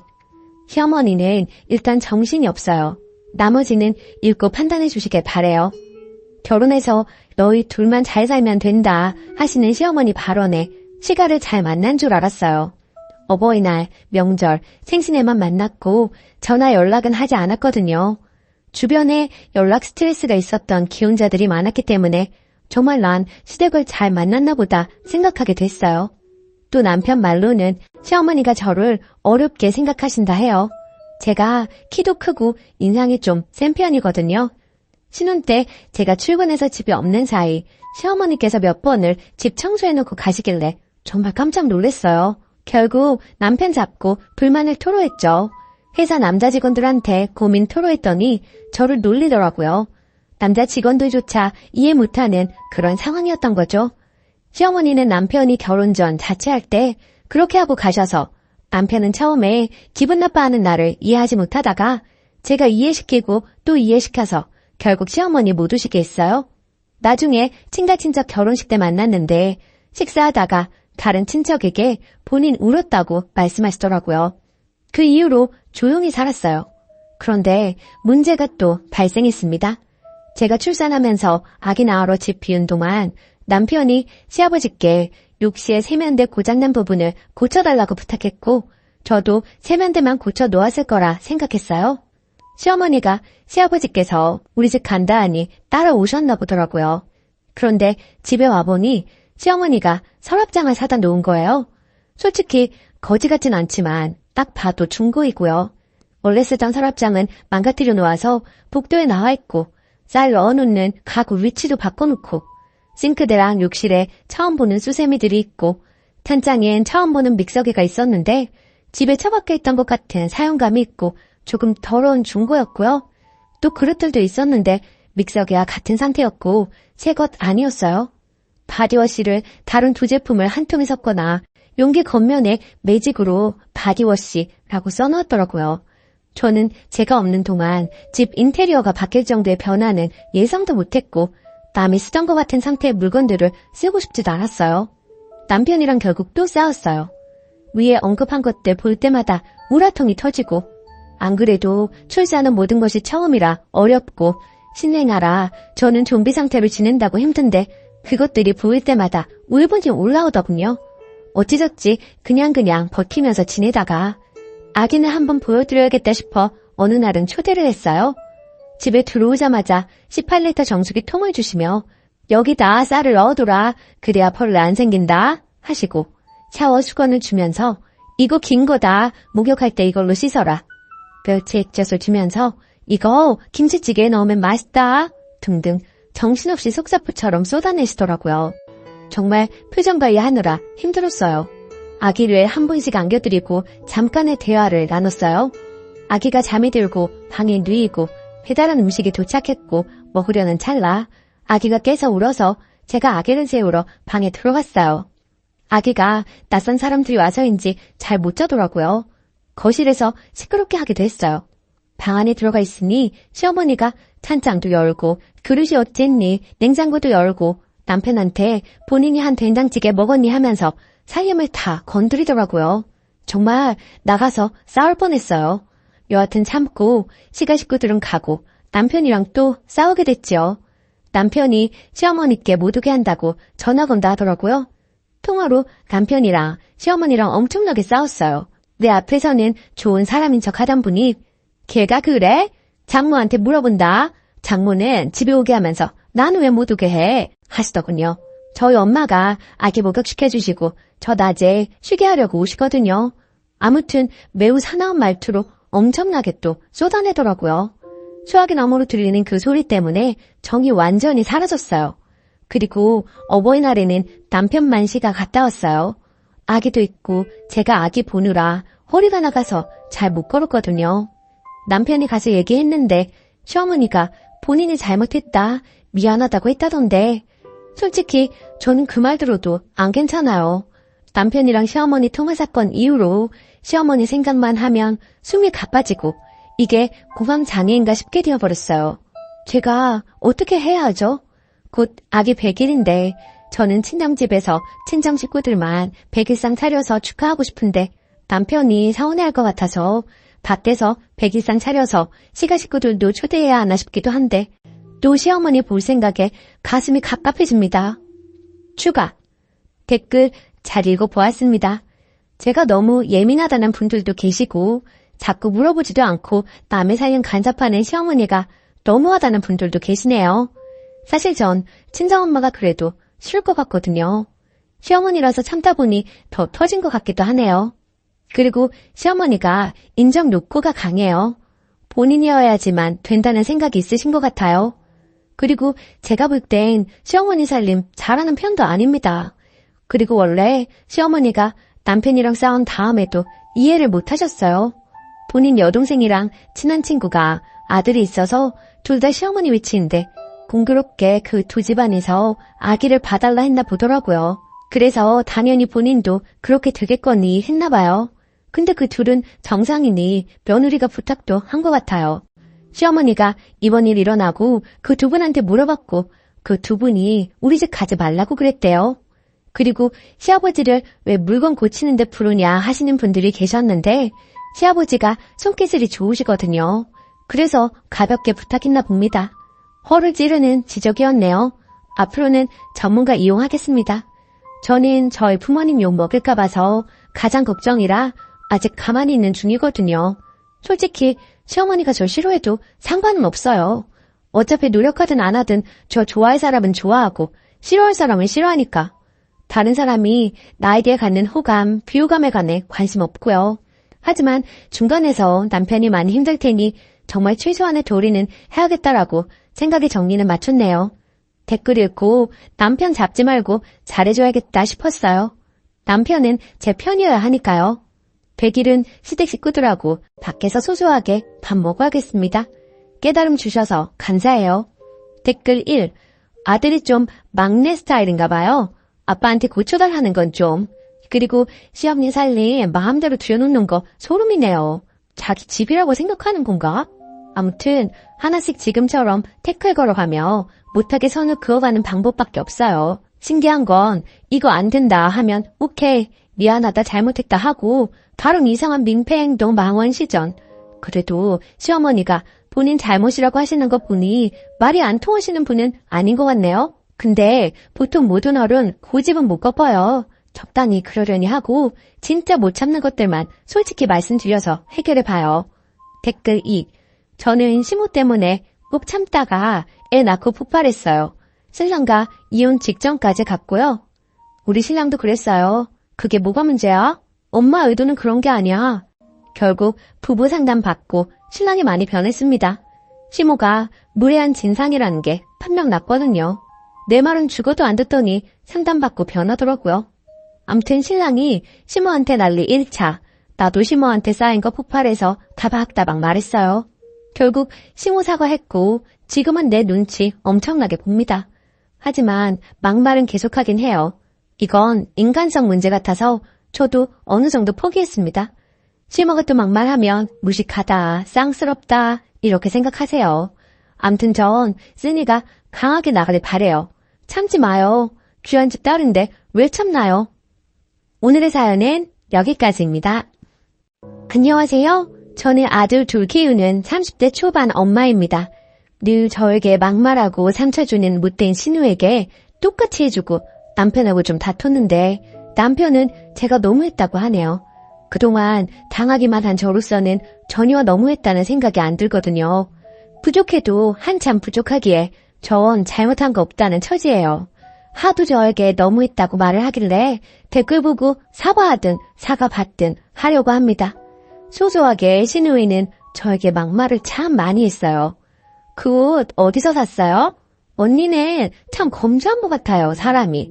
브랜드보다는 보세 옷을 많이 입잖아요. 하면서 돌려가기는 기본이고 살 좀 빼라는 둥, 좀 꾸미고 다니라는 둥, 뒤에는 꼭 농담이라는 말을 붙여가면서 사람을 더 기분 나쁘게 했어요. 그런 일들이 비일비재했고 사건의 주축이 된 일은 제가 아기를 낳고 난 뒤였어요. 첫 아들이 태어났을 때 속눈썹이 너무 길더라고요. 유난히 긴 속눈썹에 참 신기하고 귀엽다고 생각했죠. 우리 부부를 닮아 쌍꺼풀이 없지만 속눈썹이 길다 보니 눈이 너무 예쁘다는 말을 참 많이 들었습니다. 그런데 속눈썹 가지고도 신우한테 독설을 들을 줄은 몰랐어요. 그때 20대 초반 미혼이었던 신우가 하는 말이 언니, 양수가 더러우면 눈썹이 길다고 하던데 좀 관리하지 그랬어요. 얼마나 깔깔 웃으며 이야기하는지 콱 지워받고 싶었지만 철없는 신우라 예? 그게 무슨 말도 안 되는 소리예요. 어디서 이상한 소리만 듣고 다니나 봐요. 하고 무시했습니다. 그리고 몇 년 후 둘째 아들도 속눈썹이 길었어요. 주위 사람들이 아들들이 눈이 너무 예뻐서 부럽다, 좋겠다 해주시는데 예쁘게 봐주시니 얼마나 감사한지. 두 아들 다 저희를 빼다박은 모습이 왠지 뭉클하고 기분 좋았죠. 그런데 이 격떨어지는 20대 중반이 된 신우가 또 입을 놀리더라고요. 언니, 관리 좀 하라니까요. 양수가 더러우니 속눈썹이 저렇게 길잖아요. 하더라고요. 그래서 대답했죠. 그러게요. 근데 나 어머님께서 해주시는 반찬이랑 아버님이 사주신 과일로 대부분 먹었는데 뭐가 그렇게 더러웠을까요? 라고요. 그랬더니 아유, 농담이지. 뭘 그렇게 대답해요. 엄마 아빠 들으면 서운하시게 하더라고요. 제가 입도 또 심하고 몸이 안 좋아서 시부모님이 자주 오셔서 먹을거리 챙겨주셨어요. 임신 전에도 첫째 손주 보러 자주 오시는 어머님이 항상 반찬이나 반찬 재료를 갖고 오셨고요. 한 번씩 시댁 모임 가면 시부모님이나 남편은 가만히 있는데 신우 이것이 저를 한 번씩 뒤틀어요. 저보고 이것저것 시키고 일 부리려고 하는데 그렇다고 단하고만 있는 저는 아니거든요. 한 번은 저보고 엄마가 요리 다 하고 힘들었으니 언니가 설거지하게 엄마는 가만히 있으라고 하길래 네, 어머님이 맛있는 거 해주셨는데 당연히 설거지 해야죠. 근데 아가씨도 아무것도 안 했죠? 같이 해요. 제가 해물 테니까 거품 내주세요. 어머님 음식 맛있게 얻어먹었는데 아가씨도 일해야죠. 하면서 같이 일하게끔 했어요. 저 일부러 골탕 먹이려는 거 뻔히 알고 있었고 제 실수에 어쩔 수 없이 설거지하면서 입 툭 튀어나와 있더라고요. 어쨌든 다시 본론으로 돌아와서 그 뒤 신우가 시집가고 허니문 베이비로 아들 출산했어요. 그리고 며칠 전에 시조카 100일이라 신우 집 다녀왔습니다. 시조카 직접 본 건 처음이었는데 속눈썹이 길더라고요. 어라? 이때다 싶어서 말했습니다. 물론 100일 잔치 끝나고 사진도 다 찍고요. 아가씨, 김신 때 아무거나 막 먹더니 아기 피부가 안 좋네. 그러길래 커피랑 과자랑 많이 먹지 말라고 했잖아요. 100일 전에 피부가 이런 건 또 처음 본다. 그리고 아가씨 양수도 많이 더러웠나 봐요. 어째 속눈썹이 우리 애들보다 더 기네요. 난 또 아가씨는 관리 잘할 줄 알았는데 헛똑똑이네. 그랬더니 갑자기 우네요. 그래서 또 이야기했어요. 농담인데 왜 울어요? 우리끼리 그런 농담쯤은 할 수 있잖아요. 그랬더니 펑펑 울어요. 달래줄 마음도 없고 계속 울고 투덜대는 거 듣기 싫어서 빠르게 점심 먹고 집으로 왔습니다. 그랬더니 남편이 저에게 막 뭐라고 하네요. 결국에는 남편과 말다툼을 했습니다. 아까 말이 너무 심하잖아. 100일 된 아이 예쁘다는 말만 해줘도 모자란데 그게 뭐냐? 혹시 그때 한 말 아직도 마음에 담아두고 그러는 거야? 철없는 애가 한 말을 그냥 넘기고 말지 뭘 또 똑같이 갚아주려고 하냐? 하더군요. 늘 아가씨가 농담이라고 하는 말에 비수 꽂혀가며 살았어. 똑같은 말 대갚아줬을 뿐인데 그게 펑펑 울 일인가? 난 남한테도 막말 잘하길래 본인은 상처 안 받을 줄 알았지. 아, 그래서 똑같이 하니 속 시원하냐? 그냥 넘길 수도 있잖아. 꼭 그렇게 울려야 해? 무슨 말도 안 되는 말 하면서 애한테 상처를 줘. 양수 더러우면 속눈썹 길다는 거 네 동생한테 배운 거야. 잊고 있다가 조카분이 생각나서 한 말이야. 농담인데 왜 우냐? 네 동생은 그런 농담 해도 되고 나는 왜 안 되는데? 그랬더니 그 뒤로는 할 말이 없는지 한숨만 푹푹 쉬고 결국 지금은 냉전입니다. 이거 제가 속이 좁은 건가요? 저는 할만하니까 했다고 생각하거든요. 후기. 남편에게 댓글들 다 보여줬어요. 처음에는 댓글들이 칼날이 되어 자기 마음에 박히는지 더 화를 내더니 하루 지나서는 자기가 대신 사과한다고 미안하다네요. 자기는 자기 동생이라 워낙 툭툭 내뱉는 말에 익숙해져서 상처라고 생각을 못했는데 대신 사과한다면서요. 그래서 신우가 그동안 했던 험한 말들 사과하기 전까지는 저는 신우 만날 생각이 없다고, 본인도 자기가 한 말인 걸 잘 알 텐데 내 사과 기다리지 말고 스스로 사과한다면 그나마 가족의 정으로 용서해주겠다고. 근데 스스로 사과할 마음이 없으면 인간이 덜 된 거라고요. 남편도 신우랑 자리 만들지 않겠다 하며 알겠다 하네요.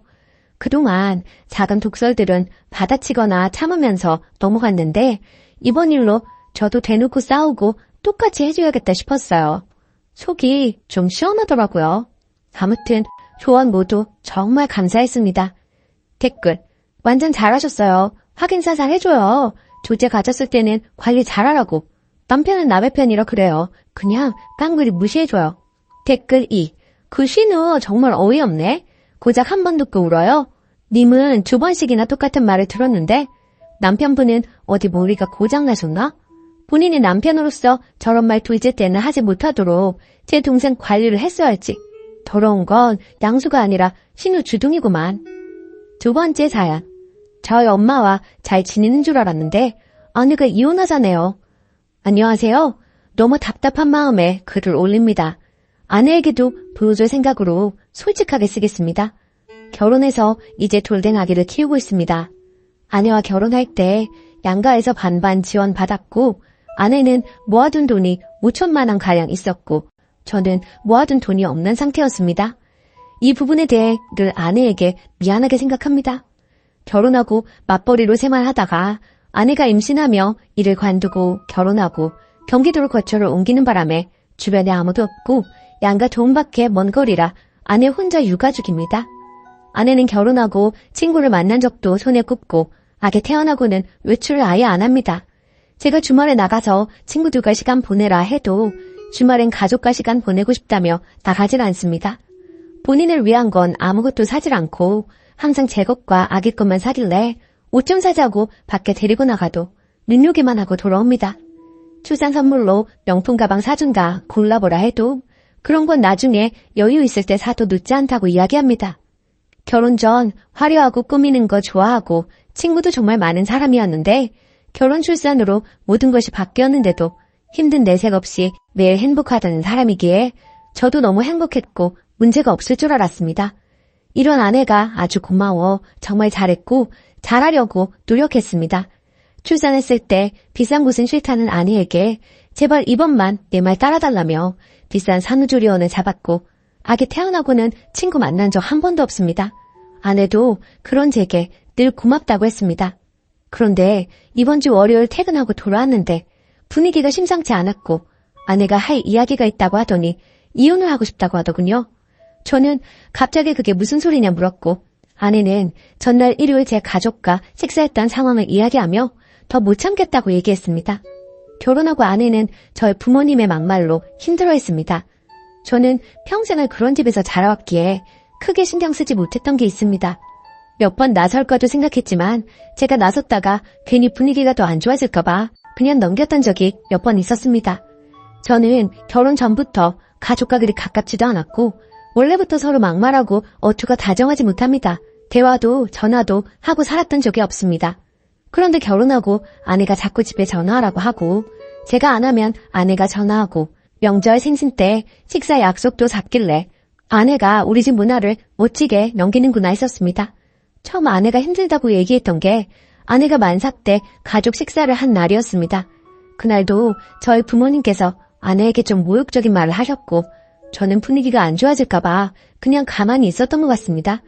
아내가 그날 여태는 그냥 넘겼지만 아기 앞에서는 이런 모습 보이고 싶지 않다며 날 야라고 부르시는 것과 명령체를 쓰시며 비하하는 말, 모욕적인 말을 하시는 걸 못하게 막아달라고 했습니다. 솔직히 여태 그냥 넘겨놓고 이러는 게 저는 이해가 안 가기도 했습니다. 그리고 솔직한 말로 진짜 저는 부모님을 안 보고 살아도 상관없어서 그냥 우리 부모님 보지 말고 살자고 했고 아내는 그런 걸 원하는 게 아니라며 그냥 잔인 장모님이 저를 대하는 것 정도만 원한다고 이건 네가 바로 잡아줘야 한다고 했습니다. 그날 이후로 몇 번의 가족 식사가 있었고 부모님께서 거스르는 말씀은 몇 번 하셨지만 심하지 않아 그냥 넘어갔던 걸로 기억합니다. 아내도 별말 없길래 괜찮은 줄 알았는데 갑자기 이혼하자 하니 전 너무 벙찝니다.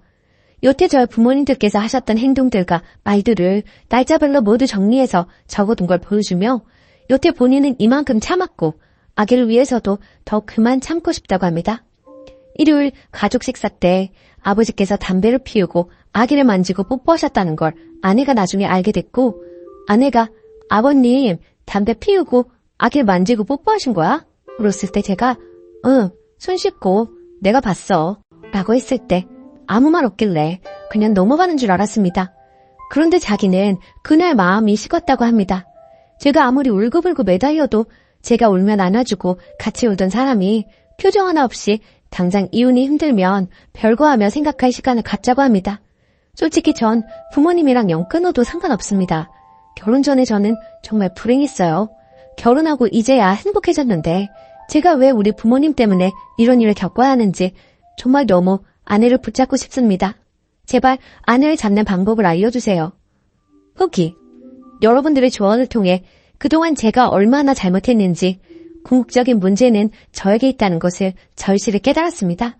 아내는 단호한 성격으로 한번 마음먹으면 잘 변하지 않기에 결국 저희는 별거를 했었습니다. 2개월가량 하게 되었고 그동안 아내에게 매일같이 편지 쓰고 마음을 돌리려고 노력했어요. 그리고 아내에게 앞으로는 절대로 이런 일이 없을 것, 이혼을 제외한 모든 걸 아내가 원하는 대로 할 테니 한 번의 기회를 더 달라고 했습니다.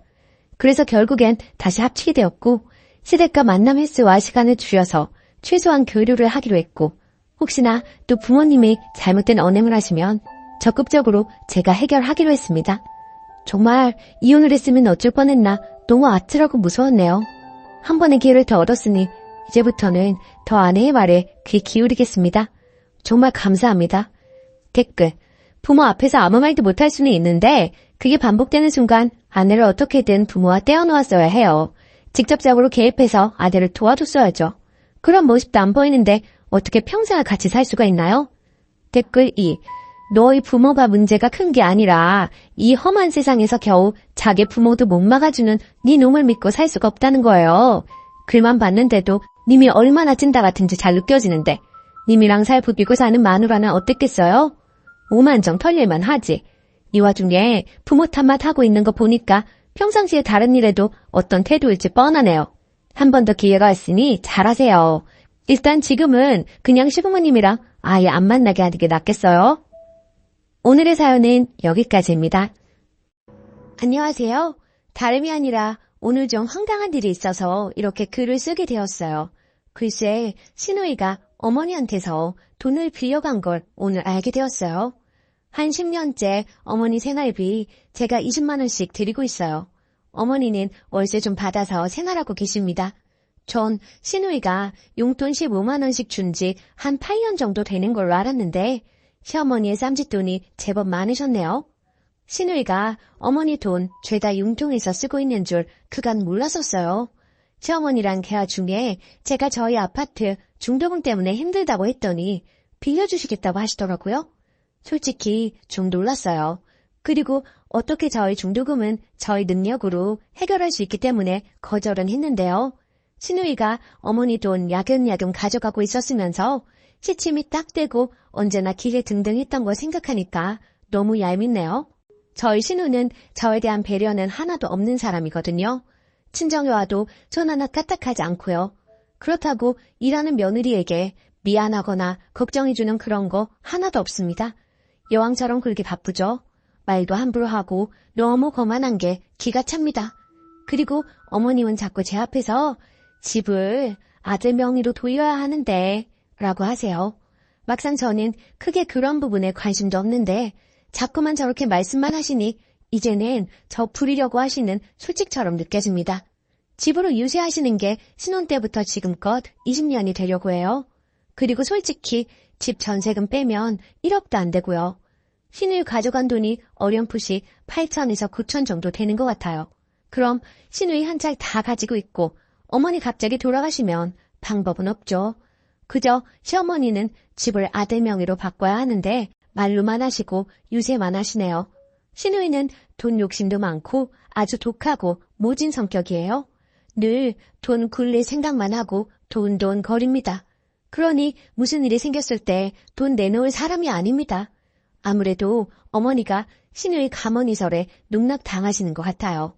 원래부터 손아래 신우이 너무 거만해서 늘 불편했는데 아마 돈 문제 불거지면 한치 양보도 없을 것이 불보듯 뻔합니다. 저는 맏며느리라고 불임당하고 구박받고 이혼만 당하고 산 것 같아서 어이없어요. 신우이 나중에 지가 마지노릇도 불사하겠다고 하면 말릴 이유도 없지만 노릇 같은 거 할 위인도 못 되고요. 저희 남편은 신우이가 저리 설치는데도 불구하고 제 말에는 귀도 안 기울이네요. 한마디 하고 싶은데 어떻게 해야 할지 고민입니다. 추가, 많은 관심 감사드립니다. 참고로 말씀드리면 위에도 언급했듯이 시어머니한테 중도금 안 빌립니다. 힘들긴 하지만 해결할 수 있어요. 그리고 신우이가 돈 가져간 거 좀 눈치가 엿보여 중도금은 그냥 흐린 말이었는데 어머니가 반응하신 거죠. 딸이 돈 빌려가도 친정에는 안 갚아도 된다는 건 도둑년 신부 아닐까요? 신우이는 그러고도 남을 것 같아서 더 열이받아요. 그간 신우이한테 상처받고 쌓였던 게 더 큰 것 같습니다. 그렇지 않았다면 이렇게까지 열이받지는 않았을 것 같아요. 돈이야 원래 없었다고 생각할 수도 있는 문제이지만 신우이 하는 짓이 정말 밉상이거든요. 지 오빠한테는 너무 여우같이 예쁘게 보이려고 합니다. 하지만 저는 물론이고 저희 아이들한테는 쌀쌀 맞고 냉정합니다.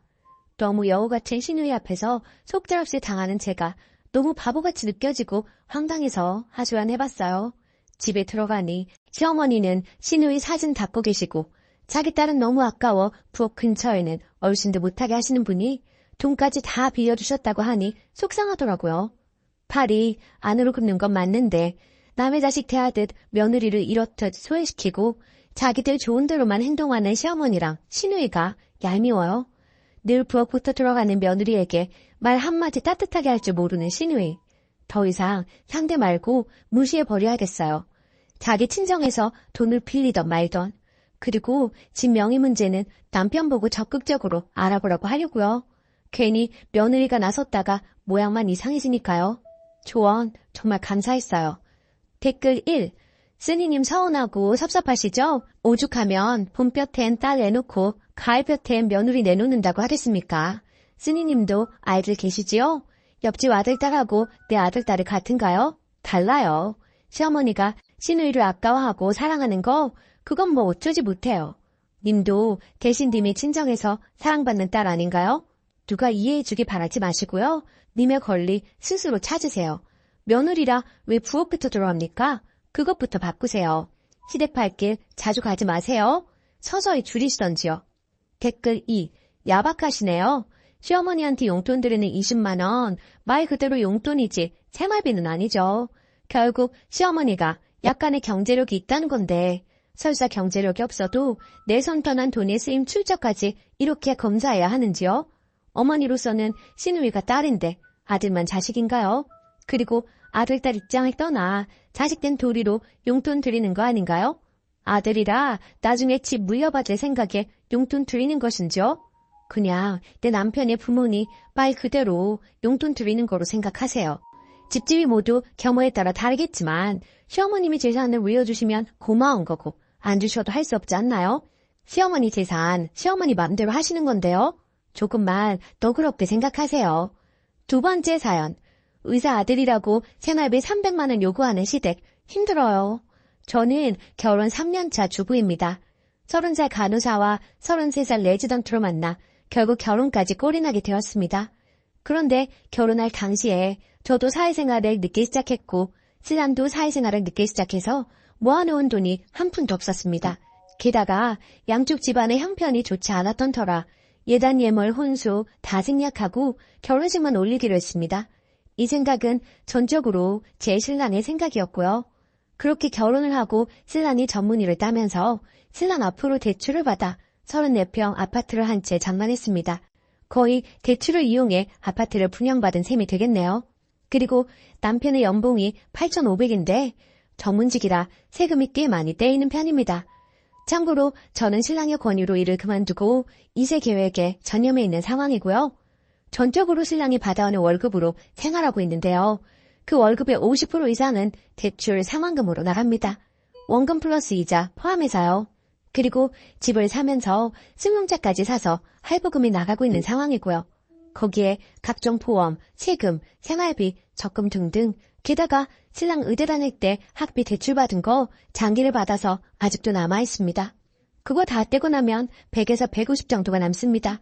그리고 제 신랑의 계획은 시댁의 용돈 70만 원, 절 친정에 70만 원 이렇게 드리려고 했었다고 합니다. 그런데 절 친정 같은 경우에는 넉넉한 형편은 아니지만 아버지가 공무원이셔서 두 분 먹고 사시는 데는 지장이 없기에 저희 형편에 맞춰 용돈을 30만 원으로 줄이자고 했고 얼마 전까지만 해도 우리 집 30만 원, 시댁 70만 원 이렇게 용돈을 드리고 있었는데요. 이번 시어머님 생신 때 시어머니께서 저희 신랑을 안방으로 부르시더니 다른 의사 가진 부모님은 예단에 지참금까지 받는다던데 우리들은 뭐냐? 그런 거 하나 받은 거 없고 완전 꽁으로 결혼을 했어. 용돈이라도 한 달에 300만 원 줘라. 그래야지 원 이거. 저희 신랑도 월급 받으면 뻔히 어디로 들어가는지 잘 알고 있었기에 착잡했었고요. 그리고 이번 달 시부모님 용돈 보내드리던 날짜에 도저히 300을 맞출 수가 없어서 일단 100만 원을 보내주었더니 다시 저희 통장으로 재송금을 하셨더라고요. 그걸 알게 된 신랑. 화가 났는지 바로 시댁으로 전화를 하더라고요. 유목조목 설명시켜 드리더라고요. 앞으로 연봉 협상이 더 잘 되면 그때 300으로 용돈 드리겠다고 사정 아닌 사정을 하고 이해를 시켰고요. 그런데 그 후부터 시부모님들의 태도가 180도 달라지셨습니다. 한날은 시댁에 가서 TV를 보고 있었어요. 참고로 시댁과 우리 집의 거리는 승용차로 2시간 30분이 걸립니다. 그래도 한 달에 한 번 이상은 꼭 가려고 노력하고 있고요. 그런데 TV 보시면서 시어머니께서 하시는 말씀이 저 들으라는 듯이 원래 집안의 경제는 여자가 조정하는 건데 저렇게 여자가 돈을 쥐고 있으니 시댁 식구들한테 돈을 쓸 리가 없지 하시면서 마구마구 비난을 하시더라고요. 그리고 동서가 고구마를 구워왔는데 저한테는 먹어보라는 말 한마디를 안 하시더라고요. 너무 섭섭해서 눈물이 나올 지경이었습니다. 그렇게 섭섭한 마음으로 뒤로 한 채 혼자 운전을 하고 집에 가는 차 안에서 눈물이 주룩주룩 흐르더라고요. 그렇지만 사실은 신랑한테는 말할 수 없었고 저 혼자 삭혔습니다. 신랑이 알게 되면 속상해할 테고 신랑 성격에 분명 시부모님들께 한마디씩 할 것 같아서요. 그냥 저 속으로 삭혔습니다. 그리고 이렇게 글을 올려봅니다. 정말 시댁과의 갈등이라는 게 한번 골이 생겨버리니 돌이킬 길이 없다는 것 같다는 생각이 드네요. 이 마당에 적금을 깨고 생활비를 줄여가며 300만 원이라는 용돈을 드려야 할지 아니면 계속 이런 냉전의 상태로 지내야 할지 자식된 도리를 잘하고 싶었는데 무리한 것을 요구하시니 너무 힘이 듭니다. 마음이 정말 답답하기만 합니다.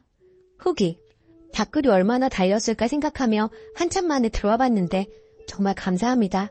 그리고 얘기가 길어질까봐 결혼할 당시 상황과 제가 현재 쉬고 있는 부분에 대해서는 설명을 거의 하지 않았는데요. 그 때문에 오해하시는 분들이 계신 것 같다는 생각이 드네요. 우선 제가 결혼할 당시에 혼주와 예단 그리고 신랑 측에서 해주기로 한 예물 다 생략했다고 말을 드렸었는데요.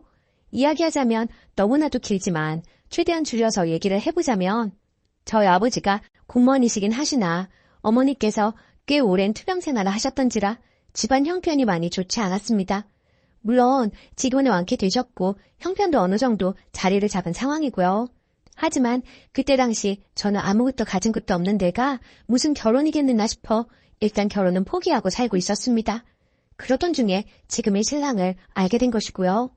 그때 당시 제 신랑 끊임없이 저에게 다가왔고 제 마음 잡으려고 고생 많이 했던 사람입니다. 그럼에도 그런 신랑의 마음 저는 받아줄 수 없었고요. 저의 못난 현실 때문에요. 그런데 그런 사정을 다 알게 된 신랑이 저를 다 이해해주고 감싸주더라고요. 그렇게 그 사람의 진심이 통했고 결혼에 꼴이 나게 된 것입니다. 그렇게 처음부터 저의 사정을 알고 있었던 신랑은 결혼하기 전부터 혼수, 예단, 지참금, 예물까지 다 생략하자고 했었고요. 그 부분에서 굉장히 주관이 뚜렷했습니다. 반면에 저는 그래도 기본적인 것은 빚을 내서라도 해가야 한다는 주의였던지라 쉽사리 받아들이기 쉽지가 않았지만 신랑이 시부모님들께 허락까지 받은 상황이었고 시부모님들 또한 그렇게 하자며 의견을 내주셔서 저희는 정말 감사하던 마음으로 따라가게 된 것이었고요. 물론 그게 시부모님들의 진심이 아니라는 것은 나중에 알게 되었지만 말입니다. 그리고 제가 일을 하지 않고 있는 부분은 얼마 전 아이를 가지기 위해 산부인과에 가서 검진을 해보니 모든 게 정상이긴 하지만 육체적, 정신적인 스트레스는 아기를 갖는 데 있어서 나쁜 영향을 미칠 거라고 하더라고요. 게다가 제 나이도 있고 간호사라는 직업이 3교대에 육체적으로 아주 힘든 직업이라 더는 일은 하면 안 되겠다는 신랑의 판단하에 그만두게 되었던 것입니다. 그리고 전부터 신랑은 제가 일을 그만두고 자신이 내조를 해주길 원했던 이유도 있었고요. 물론 이 일 또한 저희 시댁에서는 탐탁지 않게 여기고 있습니다. 그거라는 신랑 답답했는지 매번 시부모님들과 싫은 소리 할 때도 많았고요. 그렇지만 매번 제 편에 서서 제 얘기를 들어주는 신랑이 있어서 그나마 숨통은 좀 트입니다. 하지만 시부모님께 인정까지는 아니더라도 적어도 미운털 박힌 며느리는 되고 싶지 않은 게 제 마음인데 너무나도 가슴 아프고 속상하고요. 그리고 결국에는 시댁에서 있었던 일 신랑한테 털어놓았어요. 신랑도 하다 안 되겠는지 시댁에 단판을 치겠다고 하더라고요. 300은 사실 말도 안 되고 그렇다고 적금 깨고 하는 건 모두들 극구 반대하시기도 하고 적금 깨고 그 돈 다 쓰면 그 뒤에 계속 300을 드릴 수도 없는 현실이니까요. 모든 게 너무 무리된다 싶은데 저렇게 화만 내시니 시댁하고 사이가 틀어지더라도 결판을 내자는 것이 신랑 입장이자 절 결론이네요. 마음이 모질어야 하는데 가슴이 아픈 건 사실이에요. 시부모님 공경하면서 잘 살고 싶었는데 뜻대로 되지 않네요. 모든 조언 감사합니다. 답글 써주신 분들께 감사드립니다. 댓글: 남편분에게 말하는 게 좋을 것 같아요. 혼자 삭히면 그게 병이 됩니다. 저도 한 달에 생리 벌어오는 돈 160 가지고 생활을 하는데요. 이래저래 시댁에서 돈이 없네, 뭐가 필요하네, 이래서 들던 적금마저 깨서 해드리려고 하니까 이제 자연스레 그런 얘기를 하십니다. 한 번 했던 행동이 이제 버릇이 되어서 저희는 땅 파면 돈 나오는 기계인 줄만 아세요. 그러니까 절대 적금 같은 거 깨지 마세요. 저처럼 후회하시지 마시고요. 얼마 되지 않은 적금이었지만 깨고 나니까 적금 다시 넣기가 힘들어지더라고요. 님 글을 읽고 울컥했습니다. 약간 저와 비슷한 처지이신 것 같아서요. 님 힘내시고요. 남편분과 이야기를 해보세요. 자식들이 부모 돈 벌어다주는 기계는 아니잖아요. 또 아예 생활비 같은 거 안 드리는 것도 아니고 친정보다 더 드리고 있는데 왜 그렇게 욕심이 많으신지 모르겠네요. 동서한테는 이렇게 바라시지도 않으시죠? 전 시부모님이 형님한테 안 바라시거든요. 그 등살에 저만 죽어나고요. 유산기에 조산기에 있다고 해도 저만 죽어라 부려먹고 돈과 필요한 물건 있음 저한테만 연락하더이다. 저처럼 이렇게 살지 마세요. 댓글 2. 죄다 무개념 아닌가요? 집 좀 작은 데 살고 차가 꼭 필요한가요? 돈 없으면 걸어다니고 적당히 있으면 버스 타고 다니면 되는 거지. 무리하게 집 큰 거 사고 차 사고 그렇게 살아야 하나요? 작은 평수에 대중교통 이용했으면 홀랐겠구만. 그리고 우리 부모님은 내가 돈 드려도 도로 주시면서 항상 하는 말이 돈 줄 생각 말고 돈 빌리거나 오지 말라고 그러시면서 돈 가져오지 말라고 하던데 그 시댁은 진짜 개념이 없네요. 오늘의 사연은 여기까지입니다. 안녕하세요. 속상한 일들 좀 시원하게 이야기하고 싶어서 이곳까지 오게 되었네요. 저는 시어머니가 한 말 때문에 가끔 속상해서 잠을 못 자는 며느리입니다. 저는 현재 30대 후반으로 올해 초 기다리던 임신을 하게 되었어요. 주위에서 임신은 하늘이 내린 선물이라며 힘들게 아이가 생긴 친구들이 있었지만 사실 그게 제 일이 될 줄은 몰랐죠. 매번 병원 다니고 주사 맞고 하는 게 정말 쉬운 일이 아니더라고요. 몸과 마음이 고되고 지쳐갈 무렵 생긴 아기라 더 소중하고 기뻤습니다. 그런데 임신 26주부터 계속 피가 비쳐 병원에서 움직이지도 말고 집에만 있으라는 말을 듣게 되었고 정말 집 밖에는 나가지도 않고 누워있는 생활이 지속되었습니다. 결국 나중에 고위험 산모실에 2주 동안 입원해 자궁수축 억제제를 맞고 버텼으나 약물 부작용과 조기 진통으로 33주 되는 날 응급제왕으로 출산하게 되었어요. 뭐든 자연스러운 게 좋은 것인지 그래도 출산하는 것보다는 수술이 쉬울 거라고 생각했는데 공포 그 자체였어요. 수술 깨고 나서도 제가 계속 헛소리하면서 눈물만 흘렸다고 하더라고요. 하지만 제 건강보다 중요한 건 아기였습니다. 아기는 출산 직후 인큐베이터에 들어가게 되었고 많은 걱정 속에 약 1달간 인큐에 있다가 태어나게 되었어요. 한편 시어머니는 올해 초 유방암 초기 판정을 받은 상태셨어요. 바로 선항암 수술을 받았으며 아기를 출산할 때쯤에는 방사선 치료를 받고 있는 중이었습니다. 그런데 문제는 출산 후 시어머니의 잦은 전화와 통화 내용으로 제가 엄청나게 스트레스를 받게 된 것입니다. 응급제왕한 다음 날 저에게 수고했다는 말도 없이 아기의 상황을 물어보시더니 아기가 엄마 목소리 갑자기 못 들어서 무서워할 것 같다. 매일 네가 가서 목소리라도 들려줘야 하는 거 아니니? 하시더라고요. 신생아 중환자실에서 아기 면회 안 된다는 거를 여러 번 설명해도 이해를 못했어요. 그리고 아기가 집에 오고 나서는 거의 2달간 2, 3일에 한 번씩 전화했는데 주로 가족 단톡방에 보낸 아기 사진을 보고 요즘 육아 방식에 맞지 않는 이상한 지적들을 계속해서 하셨어요. 정말 사진 보내기 싫을 정도로요. 이를테면 아기 사진 보내면 뜬금없이 아기 양말 신겨라, 발 시렵다, 애 감기 걸려. 또 애가 젖병을 들고 있으면 분유 먹이지 마라, 엄마 모유를 먹여야 건강한 거야. 안 그래도 일찍 나온 애 네가 관리를 잘해야 하는 거다 하시기도 하고 백태를 거지에 요구르트를 묻혀서 닦아봐라 등등 얘기하셨어요.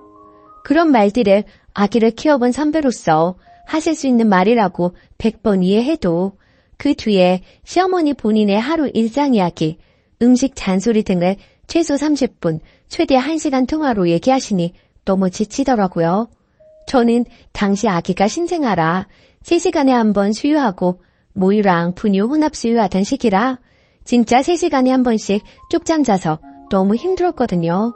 진짜 울고 싶은 상황이 여러 번 있었는데 그래도 시어머니가 투병 중이라 마음을 상하게 하고 싶지 않았고 조산을 경험하지 못하고 신생아 육아에 대한 기억이 오래돼서 가물가물하신가 보다라고 생각하고 이해하기로 했어요. 조산 과정과 제 심정, 육아가 녹록지 않은 상황을 디테일하게 2-3번 설명하면서 이해시키려고 노력했습니다. 근데 어느 날 아기의 병원 정기검진 날에 전화가 와서 통화하는데 시어머니가 아니 아기가 왜 이렇게 자주 병원에 가냐? 하시고 물으시더라고요. 그래서 제가 큰일이 있는 건 아니고요. 아기가 일찍 세상에 나와서 잘 성장하고 있는지 확인하는 건데 다행히 이슈 없이 크고 있으니 걱정하지 마세요. 라고 했더니 웃으면서 네가 아기 내보낸 건 아니고? 라고 얘기하시는 겁니다. 순간 잘못 들은 건가? 했는데 다시 웃으면서 아기는 엄마 뱃속이 좋아서 더 있고 싶었는데 네가 내보낸 거 아니니? 라고 얘기하셨어요. 그 뒤로 마음이 너무 상하고 슬프기도 하고 화나기도 하고 전화 끊고 나서 남편에게 이 이야기를 했고 남편도 너무 충격받고 미안해 하더군요. 그 뒤로 저는 정신건강을 위해 시어머니랑 거리를 둬야겠다고 생각하고 부재중 답 전화도 안 하고 가족 단톡방을 보지 않았습니다.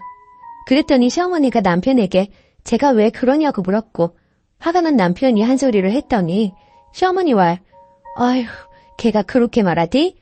나는 그냥 며느리한테 농담한 건데 걔가 좀 예민한 것 같다. 뭐 내가 악의적으로 그런 말을 했겠어? 농담으로 한 거지 하셨다네요. 시어머니의 뻔뻔한 반응에 남편이 더 화가 나서 엄마 며느리가 예민한 게 아니고 어머니가 농담으로 할 수 없는 얘기를 한 거예요. 안 그래도 우리가 아기 일찍 낳았을 때 얼마나 마음이 아팠는데 그리고 며느리는 몸도 마음도 얼마나 힘들었다고요. 그런 말 농담이라고 하시면 안 되죠. 하고 뭐라고 하면서 아내한테 함부로 하지 말라고 얘기했다네요. 그제야 시어머니가 알겠다고 반응하셨대요. 그렇게 상황이 마무리되었는데 저는 생활하다 불쑥 그 말들이 떠올라요.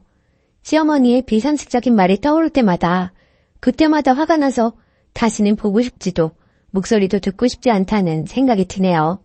그래서 앞으로 올 설날에 너무 시가에 가기 싫은데 남편, 아기, 그리고 치료 중인 거 고려하고 꼭 참아야 되는 건지 혼자 답답하고 너무 스트레스 받는 중입니다.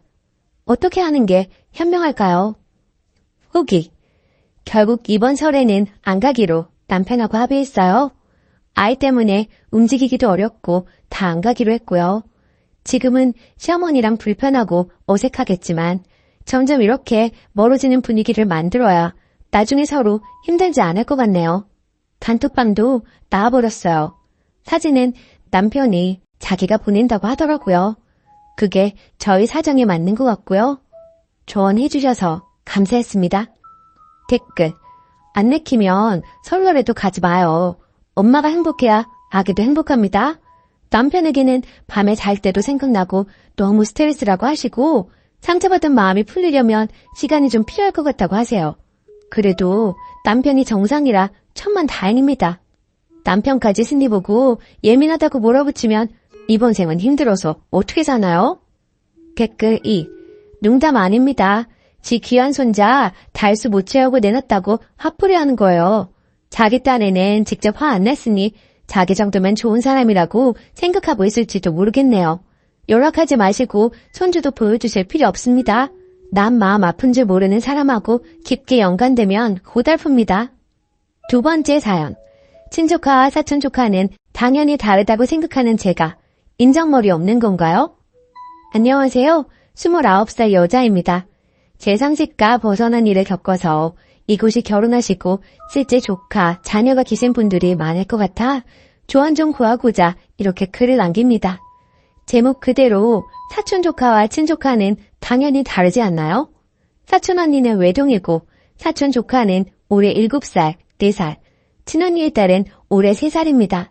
사촌 언니는 외동이고 저랑 10살 차이가 나고 제가 아기를 좋아하는 편이라 친언니 아기가 없었을 때는 사촌 조카 출산, 돌, 가끔 어린이날, 명절, 크리스마스, 생일 때 옷, 신발, 용품 등을 사줬습니다. 그 후로 친언니가 임신하고 제 친조카가 태어나다 보니 당연히 저도 제 친조카에게 모든 것들이 몰빵이 되었고 친조카가 태어나기 전보다 사촌조카에게 주는 선물 등의 빈도수가 자연스레 줄었습니다. 운 좋게 좋은 직장에 다녀서 또래보다 좋은 연봉 받고 복지 좋은 회사 다니고 있어 조카에게 사주는 선물이 개수도 가격도 조금은 높고 시간도 많이 보내고 있습니다. 자랑은 아니고 사전 설명차 말씀드리는 겁니다. 그리고 제가 일주일 전에 영국으로 출장을 다녀왔는데 버버리 유아 제품이 한국보다 저렴해서 내년에 입을 트렌치코트, 치마 등을 조카 크리스마스 선물 기념으로 사왔습니다. 어제 부모님, 언니 부부랑 저녁 먹기로 해서 본집에 갔더니 사촌 언니 부부, 이모가 저녁 약속 전에 시간이 남아 오랜만에 들렀다고 집에 있었어요. 엄마나 언니도 제가 버버리나 다른 장난감 가져올지를 모르고 따로 연락을 안 해줬기에 제가 쇼핑백이랑 장난감을 양손에 들고 나타나니 뭐야? 라고 해서 친조카 선물이다 하고 출장 간 김에 샀다 하면서 작은 방에 넣어놨고 그 자리에서 보여주고 예쁘지? 뭐 이러면 좀 그렇고 재수없을 것 같아서 이모네 식구들 있을 때는 열어보지도 않았습니다. 근데 사촌 언니가 내 거랑 우리 애들 건 없어? 이러길래 이건 나도 비싸서 못 입어 하면서 장난질에 넘겼는데 저만 장난이고 사촌 언니는 장난이 아니었나 봐요. 오늘 카톡으로 아무리 사촌 조카랑 친조카 다르다고 해도 돈도 잘 버는데 버버리가 아니라도 우리 애들도 크리스마스인데 장난감 하나라도 사줄 수 있는 거 아니야? 만약 준비 못했으면 기분 좋게 용돈이라도 조금 한 번 줄 수 있는 거 아니야? 라고 메시지가 왔더라고요. 저로서는 어이가 없어서요. 퍼부으려다가 엄마랑 이모 사이 생각해서 언니랑 이모 애들 있는지 몰랐다. 그리고 버버리는 나도 영국 간 김에 산 거고 사실 그동안 내가 언니네 애들 사촌 조카 치고는 돌, 생일 등등 챙길 만큼 챙겼고 우리 언니도 뭘 해주면 고맙다고 하지 당연하게 바라지 않아. 이랬더니 돈 잘 벌고 좋은 직장에 능력도 있는 줄 알았더니 이런 것도 사촌이라고 제거했던 거니? 어쩌고 하길래 저도 못 참고 언니는 나한테 뭘 해줬길래 당당하게 바라는 거야? 내가 공부하고 시험 보고 회사 좋은 곳 간 거 내가 내 능력으로 간 거지. 언니가 나한테 축하한다는 그 말 제외하고 나한테 뭐 해준 거 있어? 내가 열심히 해서 얻은 결과에 대해 왜 모임 칭찬하려고 하는데. 그리고 나 땡땡이한테 지금 해주는 거 진영부한테 받은 고마움 갚는 거다. 나 시험 합격하고 취업했을 때 고생했다며 가방 사주고 생일 때 뭐 사주고 했는데 내가 받은 게 있으니까 갚는 거지. 그냥 무조건적으로 봉사하고 퍼주는 게 아니야. 그리고 설사 내가 내 언니한테 무조건적으로 봉사한다고 해도 언니한테 이렇게 설명할 필요도 없고 라고 하니 그래 너 잘났다. 언제까지 그렇게 잘나는지 한번 볼게. 이러길래 그냥 차단하고 씹었습니다. 같이 욕해주세요 이런 의도 아니고 제가 센스가 좀 없었던 건가요? 사촌 언니 큰딸은 내년에 학교 가니 가방이라도 사줘야겠다고 생각하고 있었는데 얘한테 그러면 안 될 수도 있지만 그 생각도 싹 사라지고 정 떨어져서요. 추가. 어제 글 올리고 댓글 달아주신 거 오늘 아침에는 읽을 수 있는 개수였는데 지금은 아침보다 더 많은 댓글이 달렸네요. 먼저 소중한 의견 감사합니다. 그리고 오춘 조카라는 거 촌스로는 아는데 하도 사촌 조카 하다 보니 글이 이렇게 적었는데 앞으로는 확실하게 오춘 조카라고 하려고요.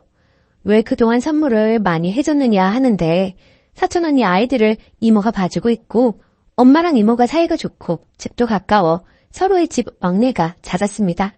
그러다 보니 저희 엄마도 저도 자연스레 사촌 언니 자녀에게 정이 쌓이고 예뻐해서 자발적으로 사준 거고 사실 엄청나게 많이 자주 무엇을 사주지는 않았습니다. 저도 눈치가 있고 어마어마한 명품 선물도 아니고 겨우 버버리 가지고 자랑하는 건 없어 보인다 생각해서 만약에 사촌